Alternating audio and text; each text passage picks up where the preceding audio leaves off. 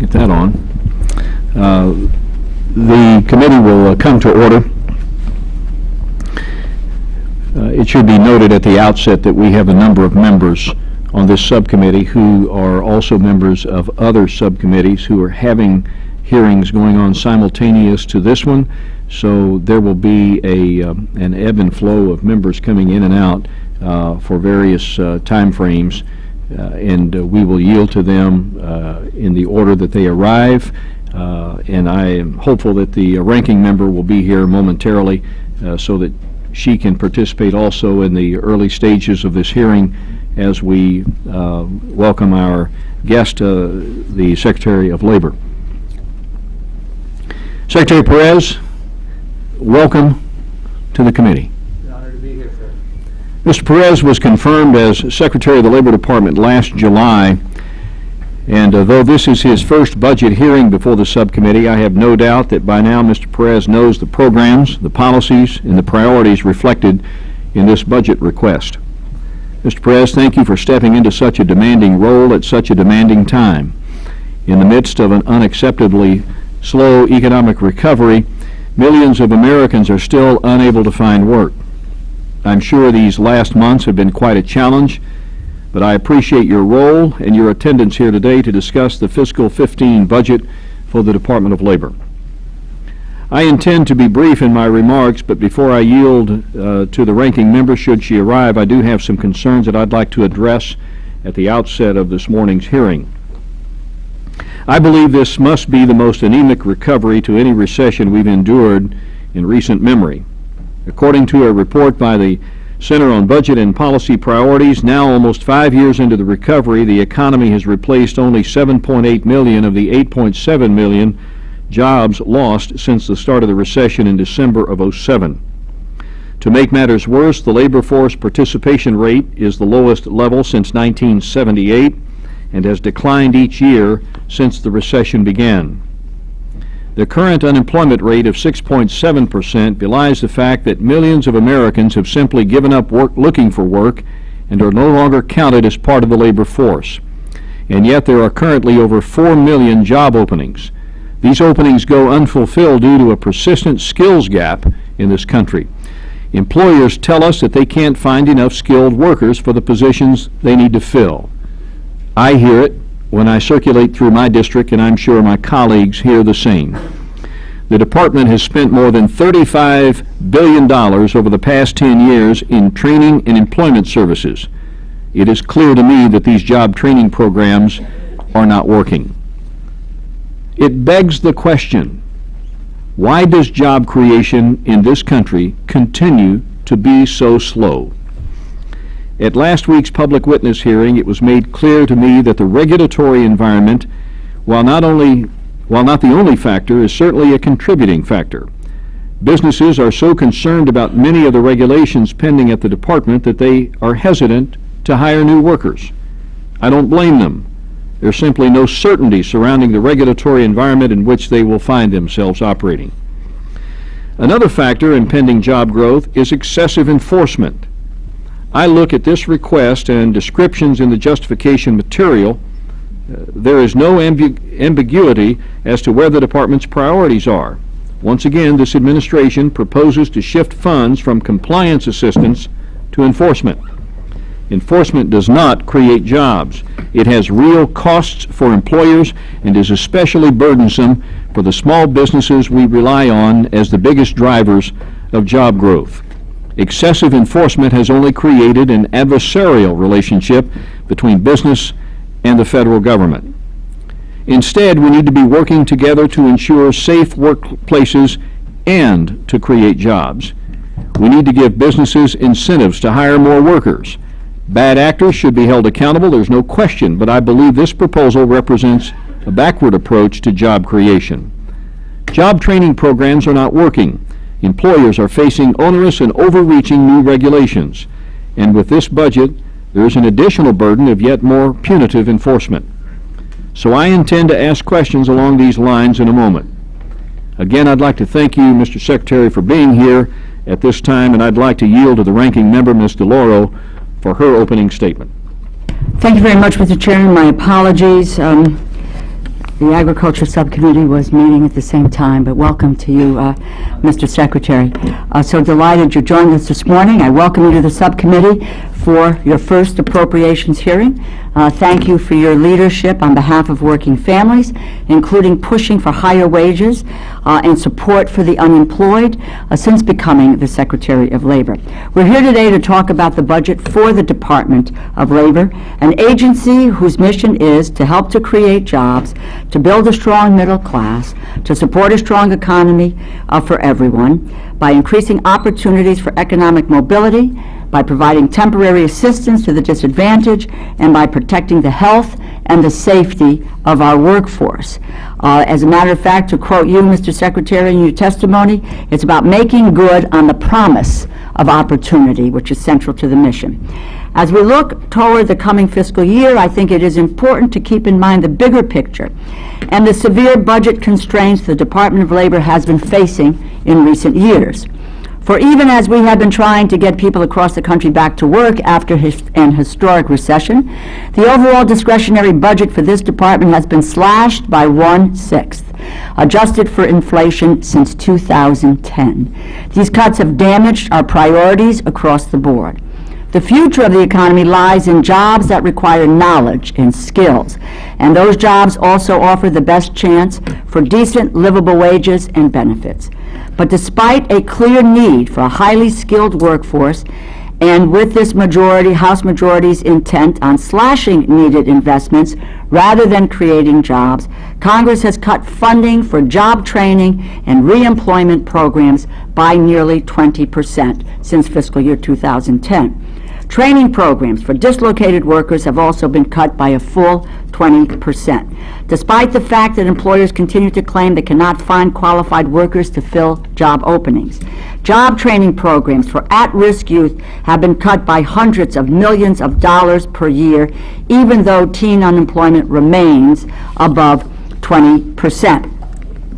I might add that, and I'll mention it in a moment, on the by strong support, as you know, Mr. Secretary, for the Job Corps program, and despite its budgetary challenges, even in this current budget, we're looking at it being below about 20% below where we, in my view, need to be. So. On the worker protection side, Occupational Safety and Health Administration funding has declined by nearly 10% since fiscal year 2010. Wage and Hour Division has seen its budget decline by 8%. This means it is now limited to investigating less than 0.5% of workplaces in industries with a history of wage violations. Once again, we are doing less with less. All of these cuts have real-life repercussions that negatively impact both workers and the economy. More unemployed workers are denied access to job training, more low-wage workers are exploited in the workplace, and more jobs, the critical jobs that Americans need and that we should be working hard to restore, are lost. According to an estimate by the nonpartisan Congressional Budget Office, full implementation of sequestration in 2014 would have resulted in as many as 1.2 million fewer jobs by the end of that year. That is 100,000 jobs lost each month because of sequestration cuts at a time when millions of Americans continue to look for work. Fortunately, last year's budget agreement reversed some, and only some, of those sequestration cuts. But we still have a long way to go to reverse the damage that has been done. This majority is moving in the wrong direction. The House Budget Committee is meeting today to mark up the latest iteration of Chairman Ryan's budget, and he is pushing for even deeper cuts to priorities like job training, health, and education. That's the big picture, which is very troubling to me. Labor HHS programs make up roughly 1/3 of total non-defense discretionary spending. In the current fiscal year, they are receiving only 1/8 of the increased funding provided under Ryan Murray. This has consequences, and as long as this subcommittee's allocation continues to be less than its proportional share should be, as was the case in 2014, we will continue to lack the funding we need to make critical investments for the Department of Labor. Let me just take a moment on the current the department's current budget request for fiscal 2015. We clearly need to help our workers earn the skills and credentials necessary for the high-skilled jobs of a modern economy, so I'm glad to see that there are some modest but important increases this year. Also happy to see the request of $1.5 billion to continue the partnerships between community colleges, private employers, and training providers. But these funds are requested in a supplemental initiative outside this year's discretionary funding caps. So I want to know how hard the administration plans to fight for them.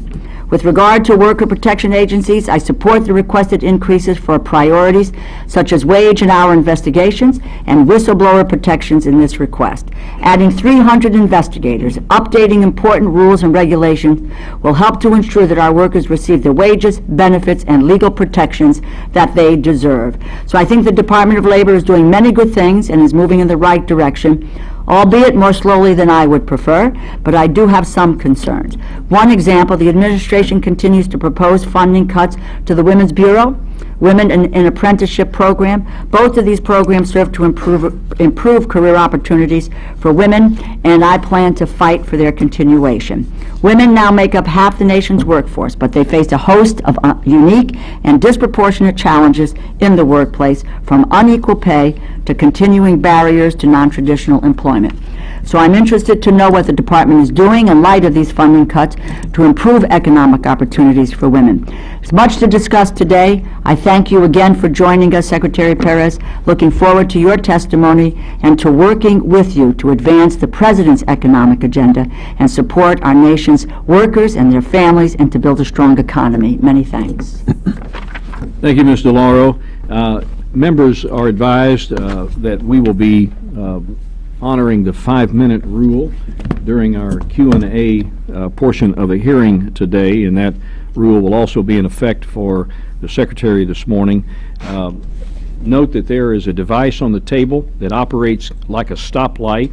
It has a green, a yellow, and a red, and that's exactly just like you would be if you were traveling. That's exactly what it means. Green, you're good to go. Yellow, there's a warning that you've got 1 minute to go, and red means it's time to stop. Now, in the event that you fail to stop, we have now installed red light cameras in the room, and you will receive a bill at your home should you fail to do. I'm only kidding, of course. Please help us honor the 5-minute rule so we can give everybody the same amount of time and get as many rounds in as is possible. Mr. Secretary, again, it's a delight to have you in front of the committee this morning. Look forward to your testimony. The entire content of your opening statement will be entered into the record, but for the moment, the time is yours. Sure. Thank you, Congressman Womack and Ranking Member DeLauro and other members of the committee. Thank you for this chance to testify about the Labor Department's fiscal year 2015 budget request. This budget, like any other, is more than a compilation of dollar figures. It's an expression of our values. And the Labor Department's values include helping people acquire the skills they need to succeed in the jobs of today and tomorrow, helping employers to get those skilled workers that enable them to grow their businesses, making sure hard work is rewarded with a fair wage, and enhancing our enforcement capacity to protect workers' wages, benefits, and safety on the job. Our budget calls for the funding necessary to make meaningful progress toward these goals, and I'd like to take a few minutes to highlight some of the key items. We continue our investment in training and employment services to the more than 20 million Americans at our 2,500 plus American job centers nationwide. At the height of the recession, these centers were the nation's emergency rooms for job seekers, administering the critical care necessary to restore economic health and get people back to work. The American Job Centers are resources for businesses as well. During the State of the Union, the President singled out Andra Rush, a small businesswoman from Detroit. Her manufacturing firm is thriving because she found 700 of her workers through the local American Job Center. We effectively served as her human resource department.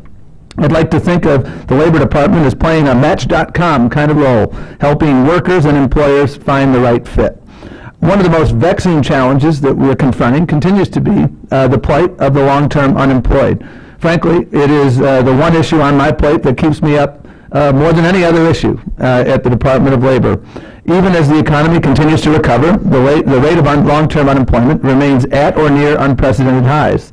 I've met with so many of these people, and to a person, they are hardworking, diligent, they're pounding the pavement every single day in search of a job. They want nothing more than the dignity of work. As one person said to me last week in a focus group of long-term unemployed, I got no quit in me. And we got no quit in them. We're not going to quit on them because we're going to continue to fight to make sure that they have the resources they need to get back on their feet.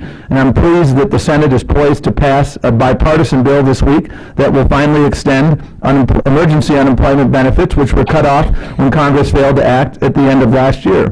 More than 2.2 million people are somehow trying to survive without this lifeline. And I hope the House will act quickly when the Senate passes that bill in finality tomorrow.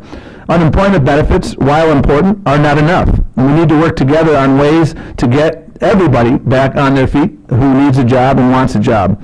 And toward that end, I'm very excited about the $158 million request for an enhanced, integrated, and expanded reemployment and eligibility assessments and reemployment services program, which will use an evidence-based approach to help long-term unemployed workers and returning veterans to find work faster.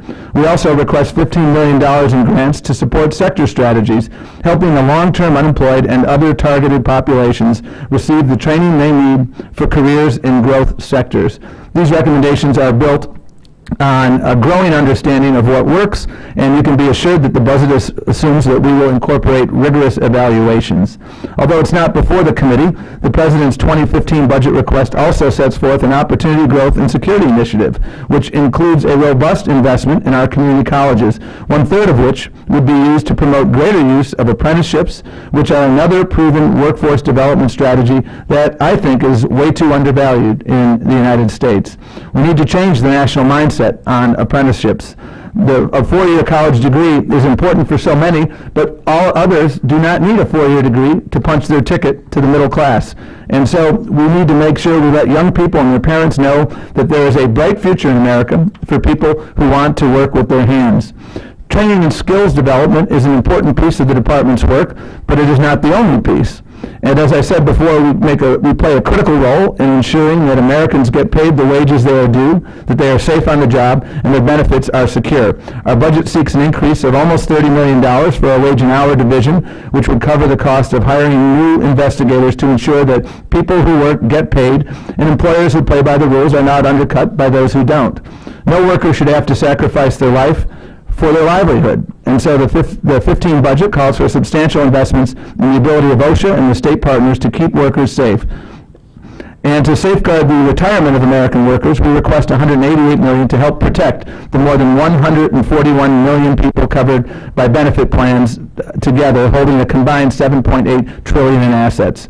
Mr. Chairman, we've come a long way since the depths of the Great Recession. The private sector has created 8.7 million jobs over the last 48 months. We're moving in the right direction, but we must do more, and we must pick up the pace, and the Labor Department stands ready to play this critical role in creating and expanding opportunity. And with that, I look forward to your questions.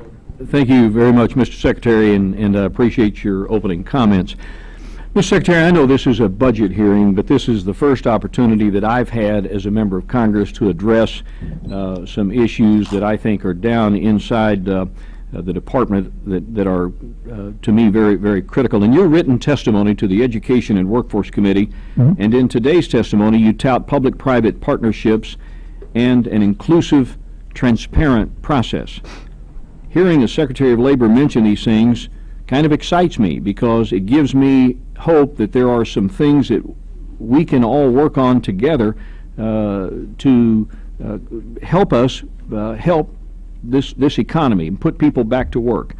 One area, though, in desperate need of change, in my strong opinion, is the Office of Federal Contract Compliance Programs, the OFCCP. I believe all of us in this room can agree that the OFCCP has a just and worthy goal to enforce the promise of affirmative action and equal opportunity for employment, and I know that business leaders across the country, particularly those in my district, recognize the importance of having a diverse workforce.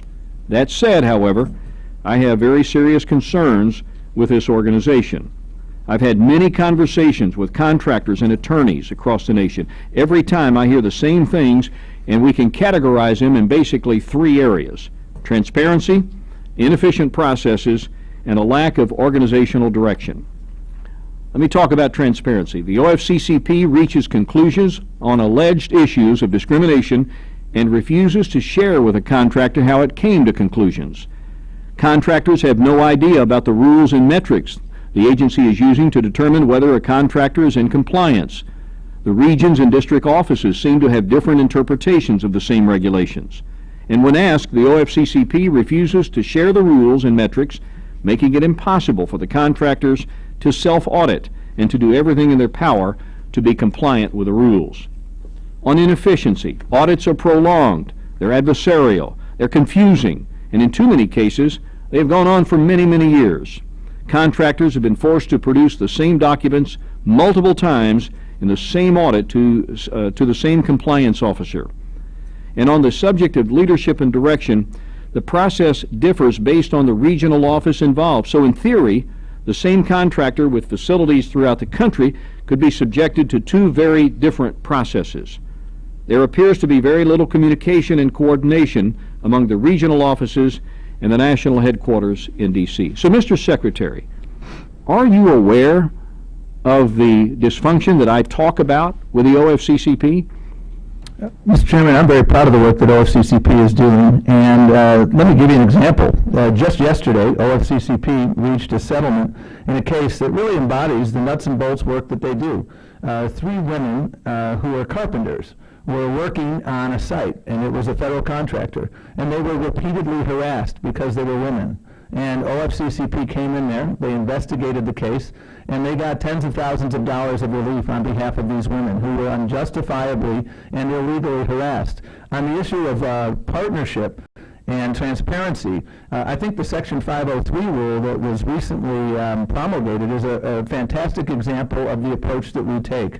Under the leadership of Pat Shue, there was a very robust and aggressive campaign of outreach to the business community, and this is what Governor Tom Ridge wrote in the Wall Street Journal after the regulation was issued. He was describing the rulemaking process that we underwent, and he said, this is his words, not Tom Perez's words, the Labor Department's rulemaking process should be a model for how government can work with stakeholders in crafting regulations that are practical and effective. The new rules represent a significant advance in the application of federal laws to enhance job opportunities for people with disabilities and veterans. That's the approach that we took in this rule. That's the approach we're taking throughout. And if you have particular individuals or businesses in your district that are having concerns, by all means, bring them to our attention, and we would like to have that conversation, because I'm very proud of the work that they've done and continue to do, and the approach that they take, which, as Governor Ridge described, is an approach that is inclusive, seeks practical results, and I think they're doing just that. In my second round of questions, we'll come back, and I've got some more specific questions about the OFCCP to support some of the arguments that I've already made, but I recognize that my time is about gone, and it will not serve me to be able to get into that line of questioning on this particular round. Thank you, sir. Mr. Laurel. Thank you very much, Mr. Chairman. Mr. Secretary, the first issue I would like to discuss is the Labor Department's efforts to improve economic opportunities for women. I was pleased to hear your commentary about yesterday's settlement. And it's about women and their families, quite honestly. I've been involved in putting together something called the Women's Economic Agenda, which focuses on 3 main priorities: pay and rising pay, work-family balance, and child care. Let me discuss under the rubric of this effort 3 specific programs. Minimum wage. Nearly 2/3 of minimum wage workers are women. In addition, nearly 3/4 of workers in tipped occupations are filled by women. Minimum wage adjusted for inflation has declined by more than 30% since 1968. Second issue is pay discrimination.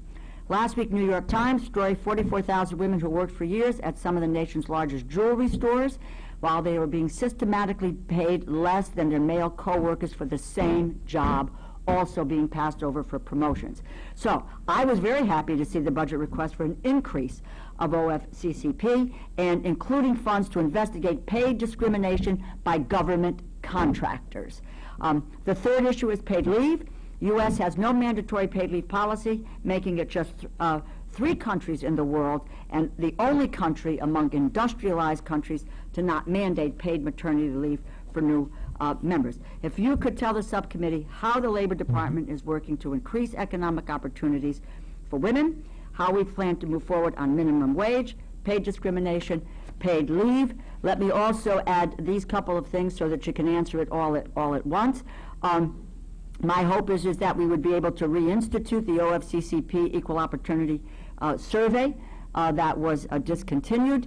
I want to know how you plan to collect compensation data from federal contractors in order to improve contractor awareness and encourage self-evaluations. And really target contractors most likely to be out of compliance. The last point, is there any consideration of an executive order, as I am the chair of the Senate Appropriations Committee have called for, prohibiting government contractors from retaliating against their employees who disclose salary information? First of all, thank you, Ranking Member Doyle, for your long-standing leadership on behalf of working people. Not simply women, but working people and vulnerable people. And I love your question because it really gets at the heart of our opportunity agenda. And part of the answer to your question is through the laws that we enforce, we help so many working women. I described the OFCCP case that was settled literally yesterday. These are carpenters, female carpenters who are working in an industry that's dominated by men, and they were harassed. That's not right. And we'll continue to root out that sort of nuts and bolts discrimination.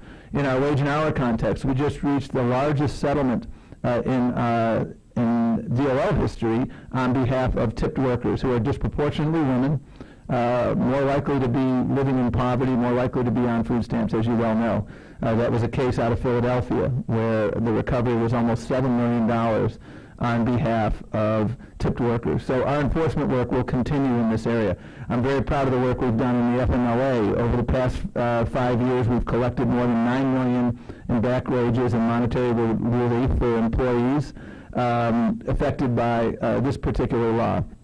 And we'll continue, and we do a lot of technical assistance because what we discover in the FMLA context is many employers simply don't know what exactly it is they're allowed to do and what they can't do. And so a lot of the work that we do is troubleshooting at an early level. And so we'll continue to do that. The President's budget supports, there's a $5 million request to help states implement paid leave programs, states like Washington and others. I think it's frankly a bit embarrassing that we're in the company of Lesotho, Papua New Guinea, and Swaziland as the only country in the world that has no paid leave. And I want to applaud your Governor Malloy, who implemented a paid leave program, and they've been evaluating it for its impact on employers, and it's going well, and it hasn't had that adverse impact. And so all of these areas in our regulatory work, the home health rule that we enacted was a huge issue for women because 90% of home health workers are women.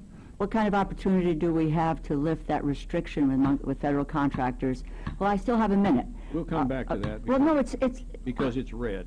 Well, it's red now, but Gentleman from Utah, Mr. Stewart. Rude people we have dealing here. Thank you, Mr. Secretary, for being with us. There's a number of things I'd like to talk about. Some of them are quite concerning to me, and I'd like to move quickly if we could.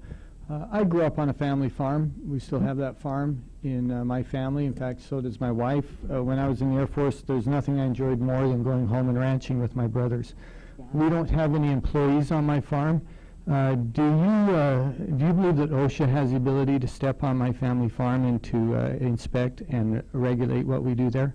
There's a congressional rider, Congressman, that says that farming operations that employ 10 or fewer employees, that OSHA is not allowed to undertake enforcement activities on those family farms. So we take that rider very seriously. Then help me understand, and I know you must be familiar with this from Senator Johans from Nebraska, where there was at least one example, and probably others, well I know of others, where inspectors came on family farms. This one had one employee, and they wrote them up for such things as not having a written plan to control fugitive grain dust and fined them $130,000. Now, I think that's insane. Well, I'm happy to give you the context of that. I spent a lot of time in rural Wisconsin. That's where my in-laws have a place, and we go up there a lot, and it's farm country. And one of the challenges is when somebody has their farm, they'll often have their name, but they don't have the number of employees. I've also seen a number of farming operations where they're doing farming, but they're also doing other things because they're very entrepreneurial. And so, for instance, in the case you described in Nebraska, there was a situation there where they had indicated that they were doing things in addition to farming that took them out of the definition of a family farm. What were they doing and what in addition to farming? Well, they had my recollection was that they had, they had a grain elevator. Grain storage. And they were doing grain storage that took them beyond the definition of a family farm. Do you realize that almost every family farm in America has grain storage? And many of those are family farms, and some of those are beyond the definition and have more than 10 employees. And so when we investigate and learn that they are in fact a family farm, then we back off. In this case, but it's hard to, you didn't. Well, actually, again, this case was the subject of significant investigation because, again, the employer, when they were typing in what their codes were, indicated that they were doing more than a family farm, and they actually reported that they were a grain facility, and once we moved forward in that case, we were able to resolve it. So just to be clear, if I have a grain facility on my farm, which we do, on my brothers, we have less than 10 employees, you have no right at all to come on that farm and do an inspection then? Under those circumstances, that would be correct, sir. Okay, thank you for that, and I think that's really important for us to establish that. It'll be interesting to see how this one is resolved. Well, it's been resolved, sir, the Nebraska case. And how was it resolved? There was a settlement in the case, I believe, a few weeks ago, and the fine that you had talked about was withdrawn. Okay, and do you believe that was an appropriate outcome for that case, I'm sure? Yes, we're comfortable with settlement. And then I want to move on, but can you see, and I hope that you can, how that builds resentment and distrust in a case like that for farmers and for other people out there, and to feel like this heavy hand of the government comes in. And you know, this was a terrifying experience for these individuals, I'm sure, facing a $130,000 fine for something which is going on in literally tens of thousands of family farms across the country. But let me move on. Well, it's a terrifying experience for parents with whom I've spoken who have lost their children, who've suffocated in grain silos, and that is why we were getting involved, because the incidence of deaths in grain silos, preventable deaths, I would note, has been significant. And that's why we've been working collaboratively with farmers and others to prevent that. Are you indicating then that you think it is appropriate for you to come on family farms with grain silos to investigate them? Well, again, if there are more than 10, then... We're not talking more than 10. We're talking family farms. You said it's terrifying for parents to lose their children. Heavens, I don't know of anyone who cares about a child like their parents do, certainly more than the government does. We don't need the government to come in and provide that type of oversight for us. And it seems to me you're indicating that that is appropriate. Well, again, our role is to protect workers. And when we have less than 10 people in a family farm, you have directed us not to be involved there, and we appreciate that, and we respect that, and we will abide by that. At the same time, I think we have a shared interest in farms larger than 10 in preventing deaths. And I've spoken to parents who have had to bury their loved ones, and we're trying to prevent that and trying to do it in a common sense way. Okay. Gentlelady from Alabama, Ms. Roby. Thank you, Chairman, and thank you, Mr. Secretary, for Morning. being here today. I sent you a letter on March 27th highlighting some of the issues I wanted to talk to you about today, so I hope that letter... Thank you for sending that. I appreciate it. I did, and I reviewed it. Okay, great. Well, the main issue here is when you look at a REP, a Regional Emphasis Plan, and you have an agency, as I stated in my letter, that has sweeping authority to enter and inspect and investigate, and as my colleagues' line of questioning, to make sure that our employees are working in a safe environment. And you have that broad sweeping authority without delay at reasonable times, so on and so forth. It's my belief that when you issue an REP, like the one I'm going to talk about now, and you treat similar businesses differently in different parts of our country, that if you're going to do that, then there should be a really high expectation of justification for doing so. The REP that I'm talking about today was issued, and I just want to make sure that you're aware of it, that is targeted and directed at auto part manufacturers, Right. but specifically only in Alabama, Georgia, and Mississippi. And what is concerning to me is that this REP in the background section states that auto parts supplier industry continue to be the source of serious injuries, including amputations and deaths to employees. Now, we all want our employees and our auto part manufacturers to go home safe at night to their families and to their children. But I'm very interested in the information that came directly from the Department of Labor that shows that Alabama and Georgia are below the national average when it comes to incidents of injury, just injury. And I live in Montgomery near many of these facilities and have seen no reports of multiple incidents of amputations and or deaths. So what I'm trying to figure out, your budget calls for substantial investments in the area of occupational safety and health, and I know that doing our background on this issue, I know that other REPs cite specific incidences that would lead to a targeted inquiry such as this. I mean, this is a 2-year audit, basically, on auto plant manufacturers in specific states and a specific industry. And there were $300 million in fines in 2013, and your request, again, is for substantial investments in this area. I'm trying to figure out, if your job is to make the workplace more safe, why are you targeting 3 states that have incidents below the national average, and this industry exists in other states that do not? Thank you for your question, Congresswoman. And we follow the data and we gather the data. And let me give you the data on injury rates in the auto part manufacturing industry.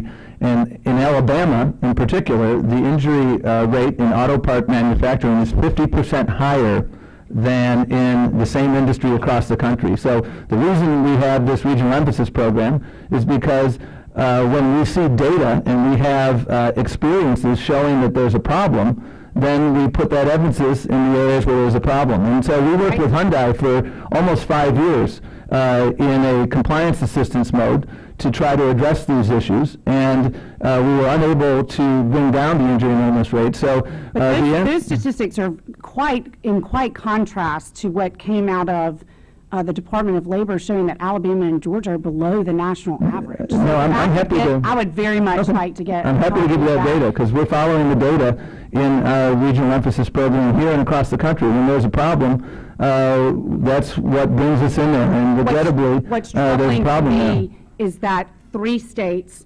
can be targeted in a specific industry, and we don't have the data that shows and backs up that you guys are going to come into. Well, I'm happy to share that data with you that demonstrates if there's a problem in a particular state, regardless of what the state is, we have a very important need to protect workers in that state. There's a problem in Alabama in terms of the... This is certainly news to us based Okay. on the same information that came out of your department, so I'll continue. Gentleman's this time question. has expired. Thank you. Gentleman from Ohio, Mr. Joyce.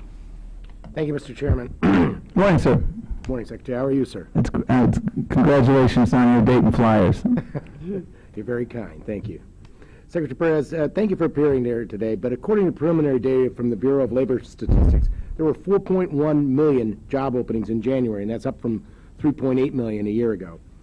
This despite a labor participation rate at the lowest level since 1978. Too many workers have simply given up looking for work and dropped out of the workforce. Employers tell us they cannot find workers that have the skills that they need. This skills gap has been a persistent problem, as you and I have discussed before, despite billions of dollars the department spends each year on employment and training programs. Now, putting aside the new strategies that you're testing for the moment, what are you doing within the existing training and one-stop structures to address this skills gap? Quite a bit, and I'm I did this at a local level, and I did this at a state level, and I was very proud of the work that we did, and the key to our success was partnership. The key to our success was having a demand-driven approach. In other words, what are the demand needs of employers?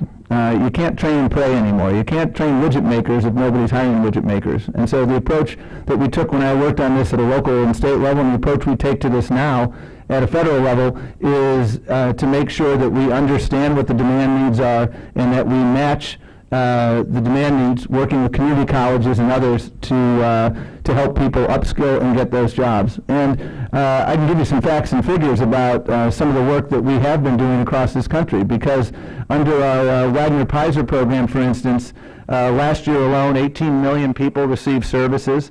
About 14 million were unemployed when they came in, and a little over half of them went on to find a job within 3 months after completing their program. In our RIA programs, which are a lot of the training programs, 4 out of the 5 training participants found a job.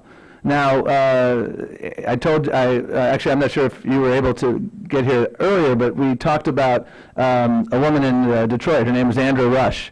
She runs a company called Detroit Manufacturing Systems. She manufactures the consoles for the Ford F-150. And she went from 0 to 800 employees with the help of the American Job Centers, because we were basically her HR department. And we helped long-term unemployed get to work. We helped understand what the skill needs were, and we helped 800 people, or 700 or 800 people, punch their tickets to the middle class. There's a lot of those opportunities out there. And what we're trying to do with the Vice President's leadership on our skills working group is to make sure we do even more to align the funding streams from the various agencies, to expand our investment in apprenticeship, because I know in your neck of the woods there's a bright future for people who work with their hands. I talked to employers, as we discussed the other day. Apprenticeship has a bright future in this country as a result of the aging of the population and the renaissance of manufacturing. And so we're redoubling our efforts in the apprenticeship context. We are doing even more now to promote innovation. We have waiver programs at the Department of Labor that states and local governments have availed themselves of. And we're trying to take, a big thing of what we're doing right now is figuring out what works, take it to scale, expanding that, working on behalf of veterans. And last year we helped over 1 million veterans through our American Job Centers. And so there's a lot going on. There are many employers, you're absolutely right, that the employers that I talk to are saying, I'm bullish about my future, and we've got to make sure people have the skills to compete, and that's why we're that Match.com. That's why the community colleges in your jurisdictions and across this country play such a critical role, because our investments through our TACT funding and through our other programs have enabled those community colleges to kind of be like the secret sauce and give people the training opportunities they need. And oftentimes it's a 6-month program or a 7-month program that gives you an industry-recognized credential. And one way we're measuring our progress is how many industry-recognized credentials are we helping to facilitate. Because when you have that Microsoft certification, or you have that, you're a journeyman, or journey person, those are, you're punching your ticket to the middle class. Those are portable certifications that enable you to move forward. So I'm proud of the work we've done. At the same time, we have plenty of room for improvement. That's what we're doing right now under the leadership of the Vice President. And having worked on this issue at a local and state level, I know the importance of business outreach, I know the importance of partnership, and I know the importance of having a philosophy. And our philosophy is that it has to be demand-driven, and we have to help as many people as possible. Gentlelady from California, Ms. Roy Bilalo. Secretary Perez, TAC grants have enormous potential to help adults acquire the skills, degrees, and credentials needed for high-wage, high-skill employment. And I was very pleased that the 9 campuses of the Los Angeles Community College District secured a $19 million TAC grant this fall. This funding will enable the district and their partners to create an innovative training model to prepare trade-impacted workers, veterans, and other long-term unemployed individuals in the LA area for new careers in the healthcare workforce. Unfortunately, the TAC grants were only funded through 2014. The successor program, the Community College Job-Driven Training Fund, was included in the Opportunity Growth and Security Initiative. However, no additional funding was provided in the budget request. So in the absence of TAC grants or funding for the successor program, how does the Department of Labor plan to prepare the American workforce to meet the growing demand for 21st century high-skilled workers?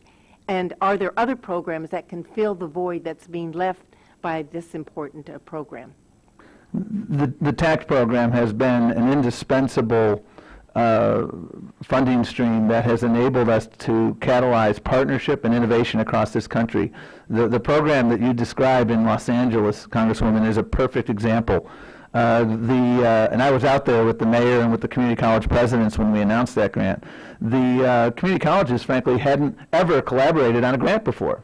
And they were running, they had a curricula, so if you were taking Nursing 101 at Community College A, the curriculum was different from the Community College B, and it wasn't aligned to what the needs of the local health providers were. And so now we have facilitated that alignment. People are coming out of that program with skills and competencies that the business community locally is demanding and needing, and they're able to hire people. And that's why this program is so important. That's why the President has put it in, because I go, anywhere I go across this country, you hear from community college presidents, you hear from business leaders about how this program has so critically served the needs of employers. Just in response to Congressman Joyce's question, this is part of the answer to that question, is having the community colleges at the table to provide the skill training so that people can upskill to get the jobs of tomorrow. They are a critical component, and I've been in community colleges across this country to see it work. So I hope we will continue, and I think we can demonstrate the value added of this, and I'm hopeful that as we move forward to identify the 4 or 3 million jobs that Congressman Joyce referenced before, this is a big part of how we solve this, and that's why we're going to continue to advocate vigorously to continue this program. But there's no funding. This is round 4. This is the last round. So if Congress does not act, we're about to announce the 4th round of TACT funding. It was a $2 billion roughly program. This will be round 4 of 4. If Congress does not act next year to re-up it, then it will not move forward. If Congress does not act by the end of the year to reauthorize the Trade Adjustment Act, then millions of trade-adjusted affected workers will not have access to that critical lifeline. And that program has served very, very important needs. We're using our H-1B programs and the funding that comes from there to fund certain grant making, but that will, there are limits to that. Yeah, and this ground. Yeah. Yes. I understand that earlier the issue of children working in agriculture was briefly brought up in my absence while I was in another subcommittee hearing. For the last 13 years, I've been introducing the CARE Act to end the double standard that allows children in agriculture to work at younger ages for longer hours and in more dangerous circumstances than those working in all other industries. And although agriculture has a fatality rate nearly 8 times higher than the national average, attempts to protect our nation's children working in agriculture have met with strong opposition, in spite of the fact that that my bill and those of us who have been working have made every effort to exempt and to protect family farms. So without equal protection for these children under our laws, robust oversight enforcement of our current laws is essential to providing some level of protection to our children in agriculture. Young lady's time has expired. We have been joined by the chairman of the subcommittee. I'm going to give Mr. Kingston just a few minutes to kind of get his bearing, and we will go into a second round of questions, and we'll be coming back to everybody here momentarily, and I'll lead. I'm going to go back to OFCCP for just a minute. I'm thrilled that you're proud of the overall work in the Labor Department, but I want to confine my questions to OFCCP.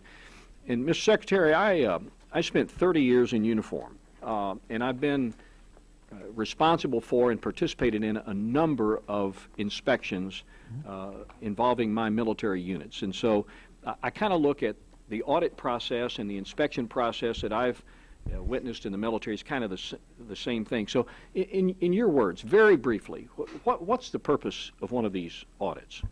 To ensure compliance with federal laws that mandate non-discrimination. Because the laws that are in place have a certain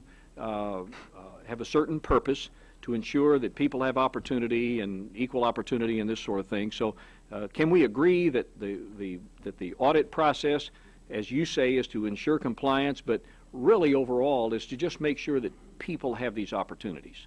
Well, again, when you ensure compliance with non-discrimination laws, I think you expand access to opportunity. So do you give compliance assistance to the people that you are auditing? Outreach, education, and technical assistance has always been part of what we do at OFCCP. I've been doing. So when you let's just say that you're going to company A and you're going to perform some kind of a desk audit on this particular company. They're notified that they're going to be subject to a desk audit. Do you reach out to them, or the people in your office, or do they reach out and actually work with them to understand what the metrics are going to be, what the things are we're going to look for, and so that we can ensure that everybody is having this opportunity? Sure, and let me give you some facts and figures. In fiscal year 13, our field offices conducted more than 6,200 outreach activities for workers and employers, 687 compliance assistance events. Let me ask my question. I'm talking, let's go back to the company that I just gave an example of.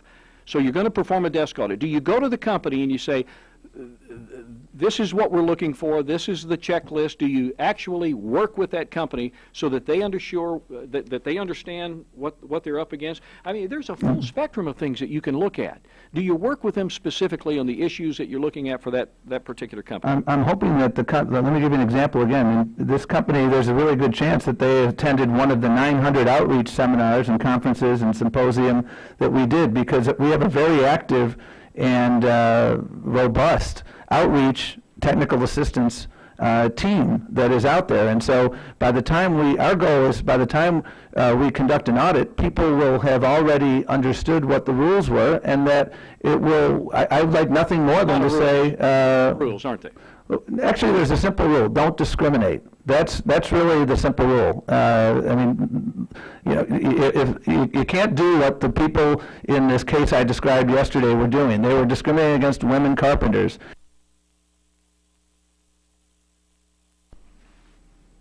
It is my understanding that when the contractors get an OFCCP request for individualized pay data, and the letter says we found unexplained differences in your compensation, then the company goes back and says, what pay differences are you seeing? And the compliance officer declines, citing protocol. Are you aware those compliance officers are forbidden from sharing the answer to that question? Sir, I guess what I said before, Congressman, I'll repeat again. If you have a specific employer that you felt was treated either unfairly or asked for information that they couldn't get, by all means bring it to our attention, because I'm very proud of the work that's being done at OFCCP. Okay. And if there's a particular situation, I want to make sure we're acting. In the middle of an audit, is it possible that an OFCCP audit might request certain type of information and give a time frame for response of, say, 24 hours? I don't know what the time frames are. That seems... Are you aware that any of those time frames exist? Well, again, sir, do you think that's fair? Well, again, what I think is fair is if you have a particular employer that has a specific problem, I want to hear about it so that we can resolve it, because I'm a big believer in making sure that we are... Well, here's what I'm concerned about. What I'm concerned about is I want the agency to want to work with the company to ensure the company is compliant, and when not compliant, to help them become compliant, to have a working relationship so we can put more people to work. But we've got a lot of people running scared out there because of the spectrum of things that they can be subject to, and that these goalposts continue to move from place to place. And I recognize that I'm out of time, and I'm going to treat myself no differently than anybody else and give myself the gavel and turn the microphone over to the... Or Miss DeLauro will be next. Let me just ask about the rank of the chair. Does the chair prefer? Yeah, no, we'll go. Okay. Yes. Ms. DeLauro, you're recognized. Thank you very much. If I can ask unanimous consent to put into the record a document about the raising the minimum wage 10 reasons raising the minimum wage to 1010 is a women's issue. Without objection. Thank you. Just a quick note on the issue of grain storage bins and fatalities. 2010, 57 engulfments in grain facilities, 31 fatalities. Approximately 70% of documented entrapments occur on small farms exempt from OSHA's grain handling facility standard. According to OSHA, it has walked out of inspections of small farms 91 times due to the rider. This included 11 fatality cases. Let me follow up on the issue of the TACT grant program, which is really just such an extraordinary success. If I can you make a compelling case for going above this year's spending caps to fund additional job training programs? And then in that context, how will how will our state agencies work with this expanded apprenticeship program? Can they apply for any of this $500 million? I have one question after that about reemployment services, Mr. Secretary. The short answer is absolutely, I can make a compelling case, and what I would actually invite the members of the committee to do is convene a roundtable of your community college presidents, business leaders, and others who have participated in this program, and ask them how has it gone, because I am quite confident that whether you are in metropolitan Cleveland, whether you're in Alabama, whether you're in Connecticut, California, Utah, you are going to find that this program has been an unmitigated success in helping people, and so I think that's hugely important. Gateway Community College, where they have a veterans program going, which is an enormous success. And the apprenticeship issue, a big part of what we're trying to do in the apprenticeship issue is build capacity at a state level. Some states have really good registered apprenticeship programs, and others have work to do. And so a big part of what we're trying to do in the apprenticeship context is build that capacity within states in the registered apprenticeship context. So these resources, a big part of them would go directly to states. As the Congress has cut funding for job training and reemployment programs by 20% since fiscal year 2010. Training programs for dislocated workers have been cut by full 20% despite, for my colleague Congressman Joyce, despite the fact that employers continue to claim they cannot find qualified workers to fill job openings. Mr. Secretary, your budget requests a doubling of funding for reemployment services and reemployment eligibility assessments. Can you tell us how these activities are going to help the long-term unemployed return to the workforce? Can you talk about the budget implications of these programs, and that these programs actually save money by shortening the duration of unemployment? We have studied this issue, and independent folks have studied the issue of the effectiveness of REA-RES programs. The long-term unemployed, as I said in my opening statement, is the issue that keeps me up the most at night. And what we have seen is that these programs, REA-RES, are fancy names for we bring in the job seeker, we do an assessment of the job seeker, and depending on that assessment, you get connected to in the case of a woman from Connecticut, what she needed was she needed to redo her resume because it was stale. And so the American Job Center helped her redo her resume. And so different people will have different needs. It's a triage situation. And for veterans, especially for folks who are leaving military service and they're now eligible for unemployment because they have left, this program has been indispensable.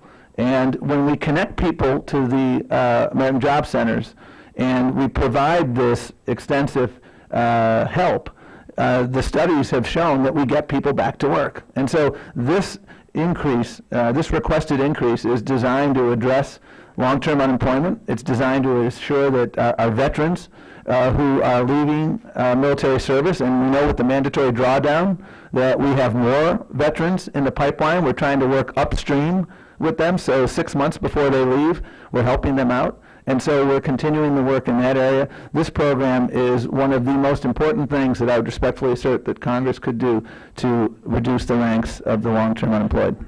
Thank you, Mr. Secretary.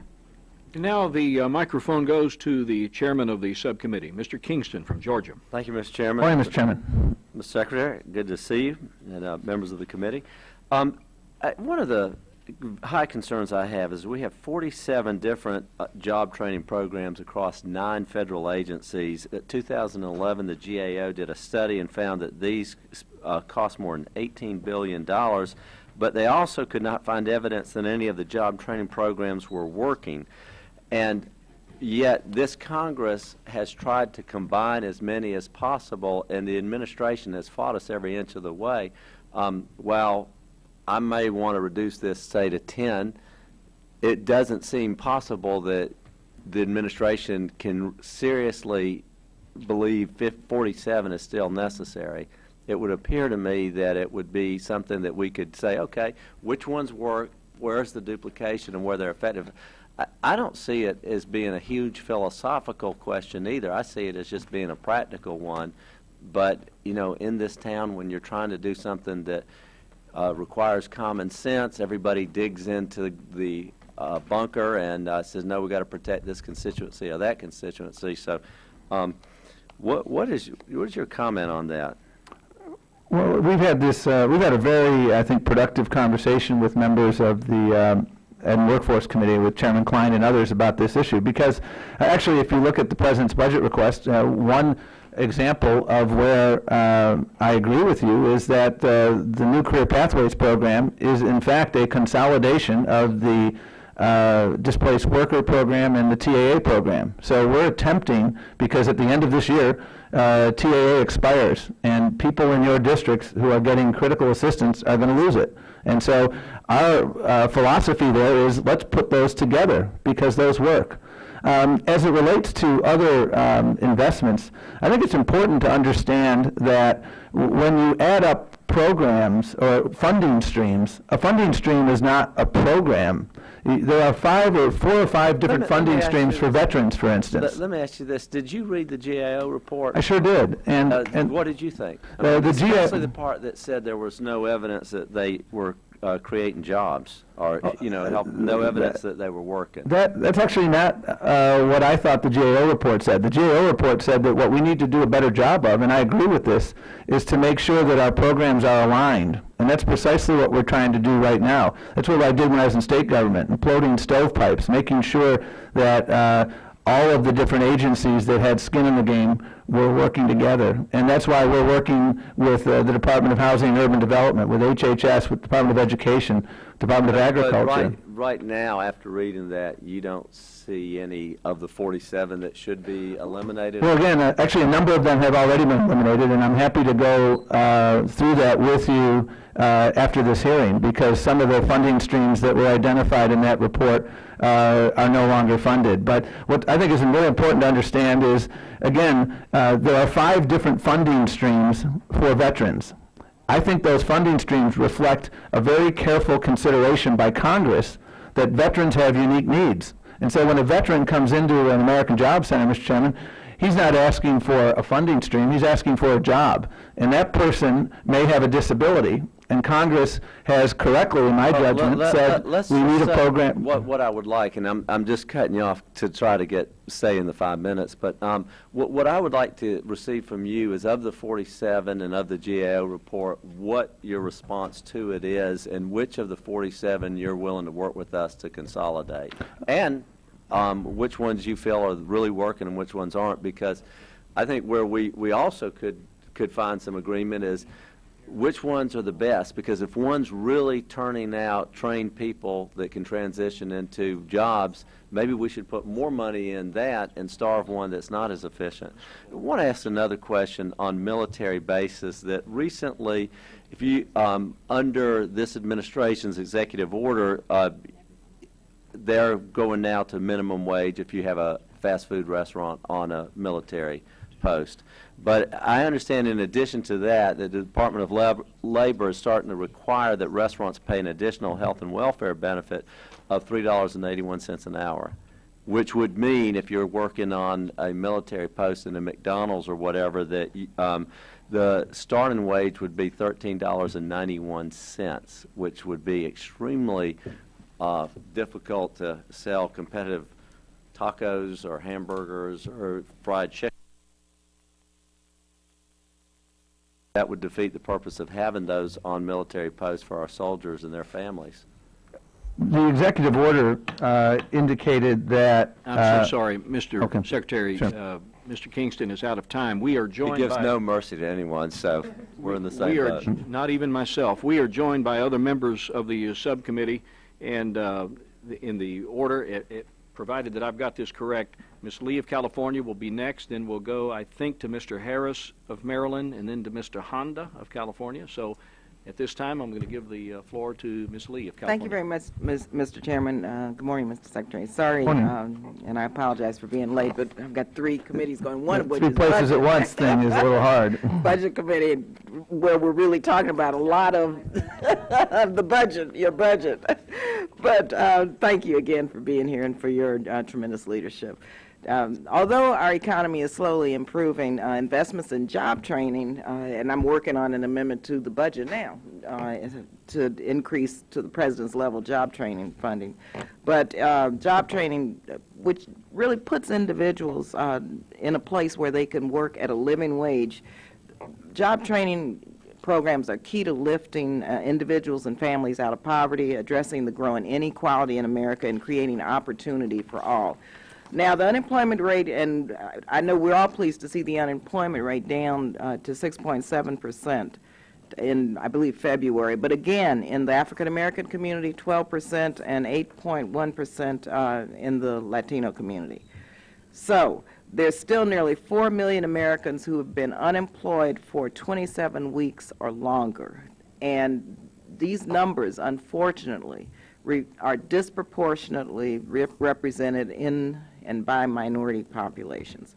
There are several job training programs that could potentially benefit communities with high unemployment, but I'm having a very difficult time identifying programs that directly address the unemployment disparity, which we've asked for a report on that. So can you briefly describe some of the job training programs contained in the President's budget that are really targeted toward communities that have a significantly higher unemployment disparity, the way you target and how that is done?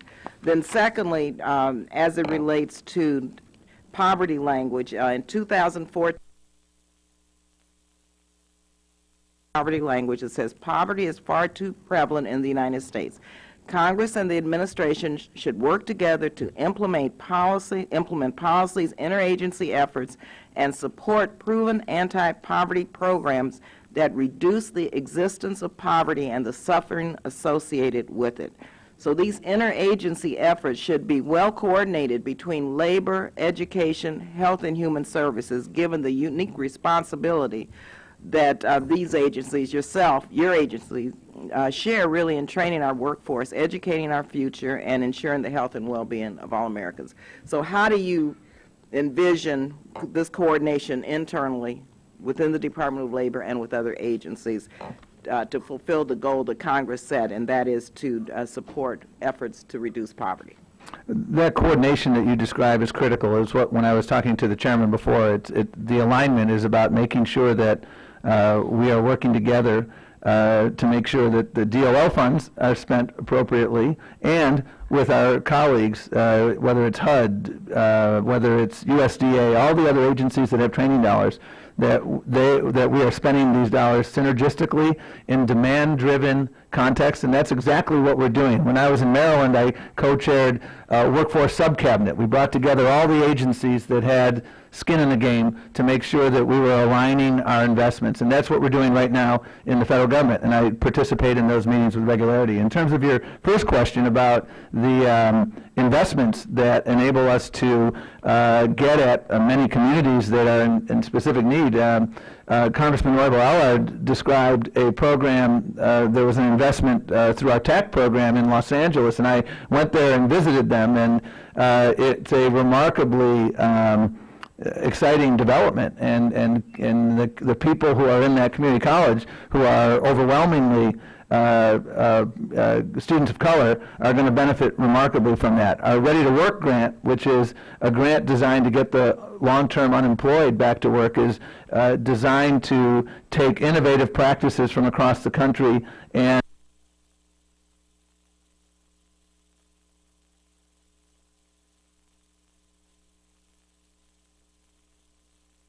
the support that Congress has consistently provided for former offenders.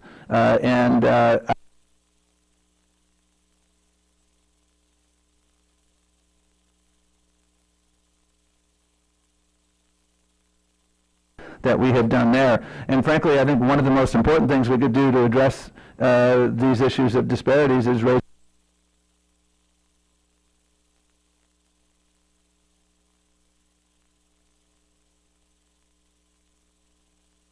that later. The gentleman from Maryland, Mr. Harris. Very much. Good to see you again, sir. Secretary. I've got 3 areas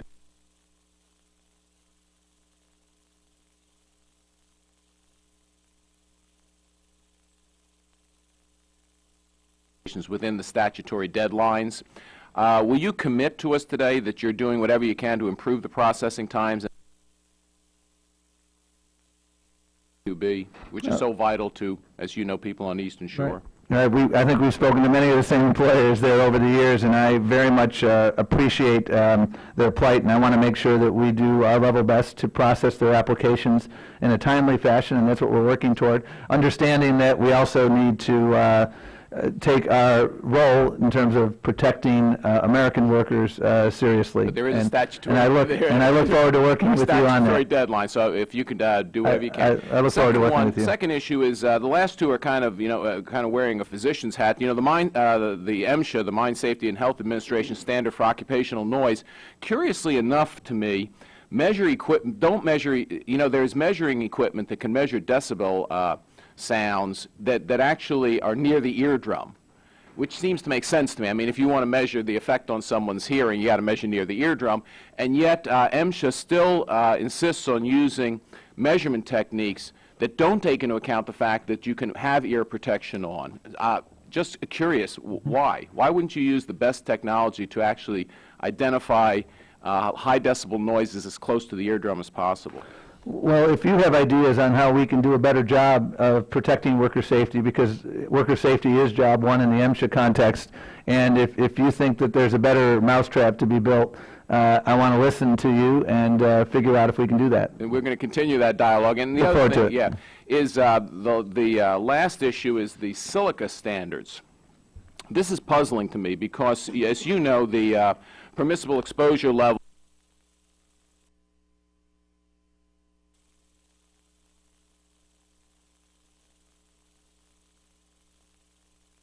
silica-related deaths has decreased 93%. Now, I would say, you know, as a physician, that's as close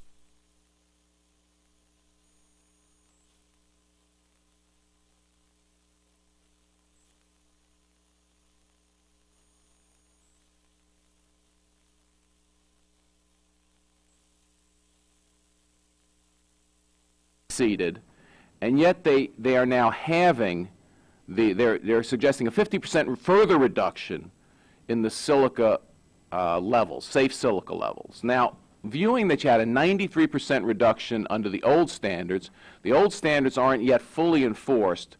What's the justification to going to a lower standard if you achieve 93% success rate with the old standard? Well, sir, Congressman, the fact is that in 2010, more workers died from silicosis than from explosions, collapses, or being caught in running equipment. What's the absolute number?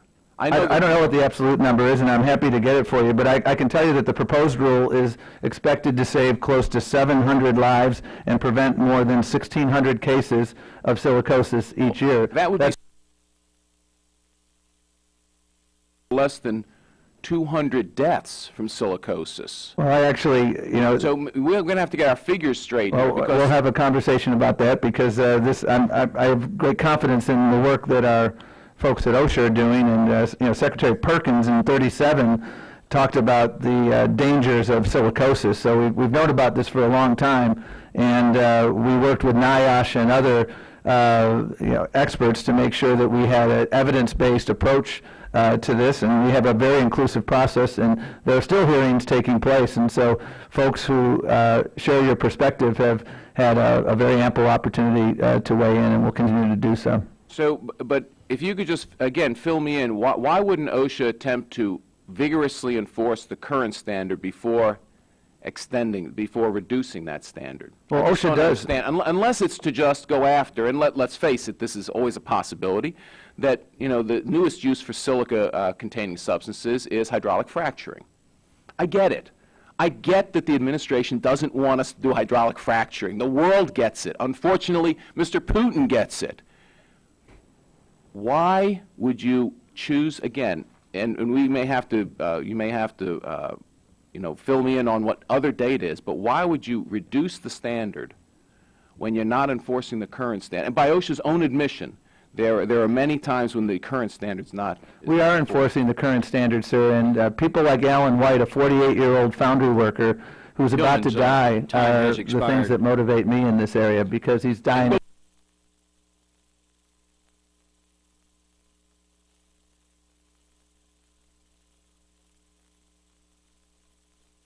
And congratulations for the confirmation of Chris Liu, who's Very excited.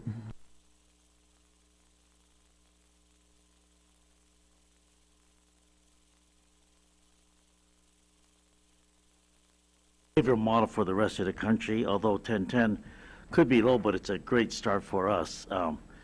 The concern I have about the federal contract workers is that under the contract we may have subcontractors, and the question is, those subcontractors, when they hire folks, are they subject to making sure that their workers are getting the minimum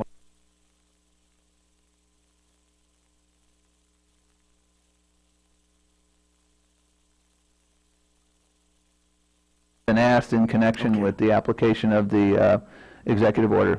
So hopefully that those who are engaged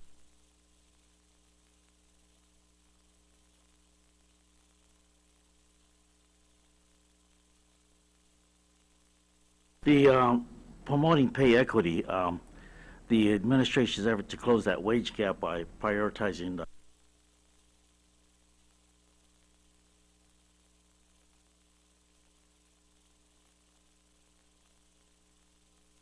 where companies or supervisors or bosses telling their folks you can't share your information as to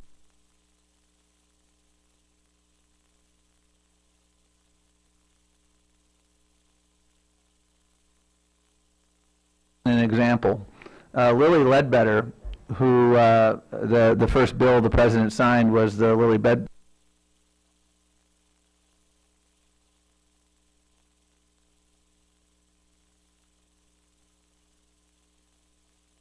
Because a coworker, well, actually, I don't know who it was, somebody dropped an anonymous note on her desk.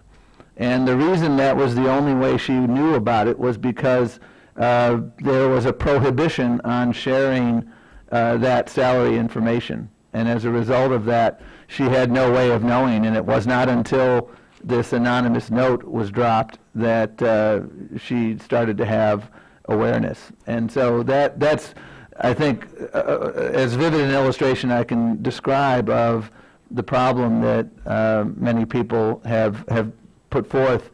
And this is a problem that the Paycheck Fairness Act, which I understand there may be a vote in the next few days in the Senate, will seek to address. Yeah. will the bill address this pay secrecy? Yes. Great, thank Would you. the gentleman yield for just 1 second here? If I get it back from you. Okay, no. Sure, go ahead. Just that the Paycheck Fairness Bill does include that, and I said at the outset, and Mr. Secretary, I'd love to have the opportunity to talk to you, ask you if there's any consideration of an executive order to prohibit the government contractors from retaliating against their employees who disclose salary information. This works to the detriment of women every single day, including an article in the New York Times on, which was in a federal contractor, but New York Times, a young woman found out in the jewelry business that she was paying less than the gentleman working Exeter. He had no experience, and that has led to a furor in the industry. Hopefully that gets included in the discussion and in the rulings. On data disaggregation, I have a district that's probably the only majority minority on mainland besides Hawaii. So the question is asking about disaggregating data on the Affordable Care Act enrollments across the country to find out who's getting what and disaggregating the data on minorities, especially Asian Americans. Because under Asian Americans, there's a lot of subgroups that sometimes gets overlooked. On the education portion, where we talk about academic achievement gaps and where people make policies or make determinations based upon statistics, the Bureau of Labor Statistics, hopefully you can direct them to disaggregate all that information, because I think that the model minority myth is still out there on Asian Americans, and I think there's a lot of communities under Asian Americans, API, are still in great need and should be subject to considerations such as affirmative action enrollment. The answer will have to come at a different time. Those few seconds that you gave to Ms. DeLauro turned into about 30 seconds, and so, Mr. Honda, I'm sorry. That's okay. I will make it up, Mr. Honda, I promise you. It's well worth it, thank you. That's assuming there's another round, which I always make that assumption. appears in doubt. Let's go to Mr. Stewart from Utah. Again, thank you, Mr. Chairman. Mr. Secretary, I think you sense my passion on some of these things in the defense of the family farm and previous questions. I want to kind of get the bigger picture from you, if I could, and I think illustrate what I think is this conversation is really about.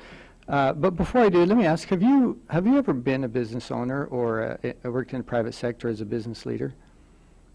Have I been? I've been on the boards of nonprofits who have been doing a lot of work in communities, and I speak to business owners every week to make sure I'm informed. Have you yourself ever been a business owner? No, I haven't, sir. Okay.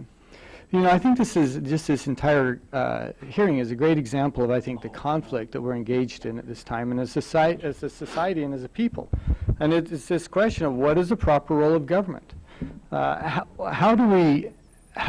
powerful do we want our government to be? How much reach do we want our government to have? And how do we find a balance between what we recognize as a public good, because there's a role in government in regulating some of these industries, and on the other side is liberty and business interest. Again, the family farm. There's nothing more American than a family farm. And I think if you wanted to start a sagebrush rebellion, then advocate that we have OSHA inspectors step onto family farms, true family farms. I have 2 beautiful daughters. I want for them the same thing that you and other members here want. I want them to be treated fairly. I want them to be paid fairly.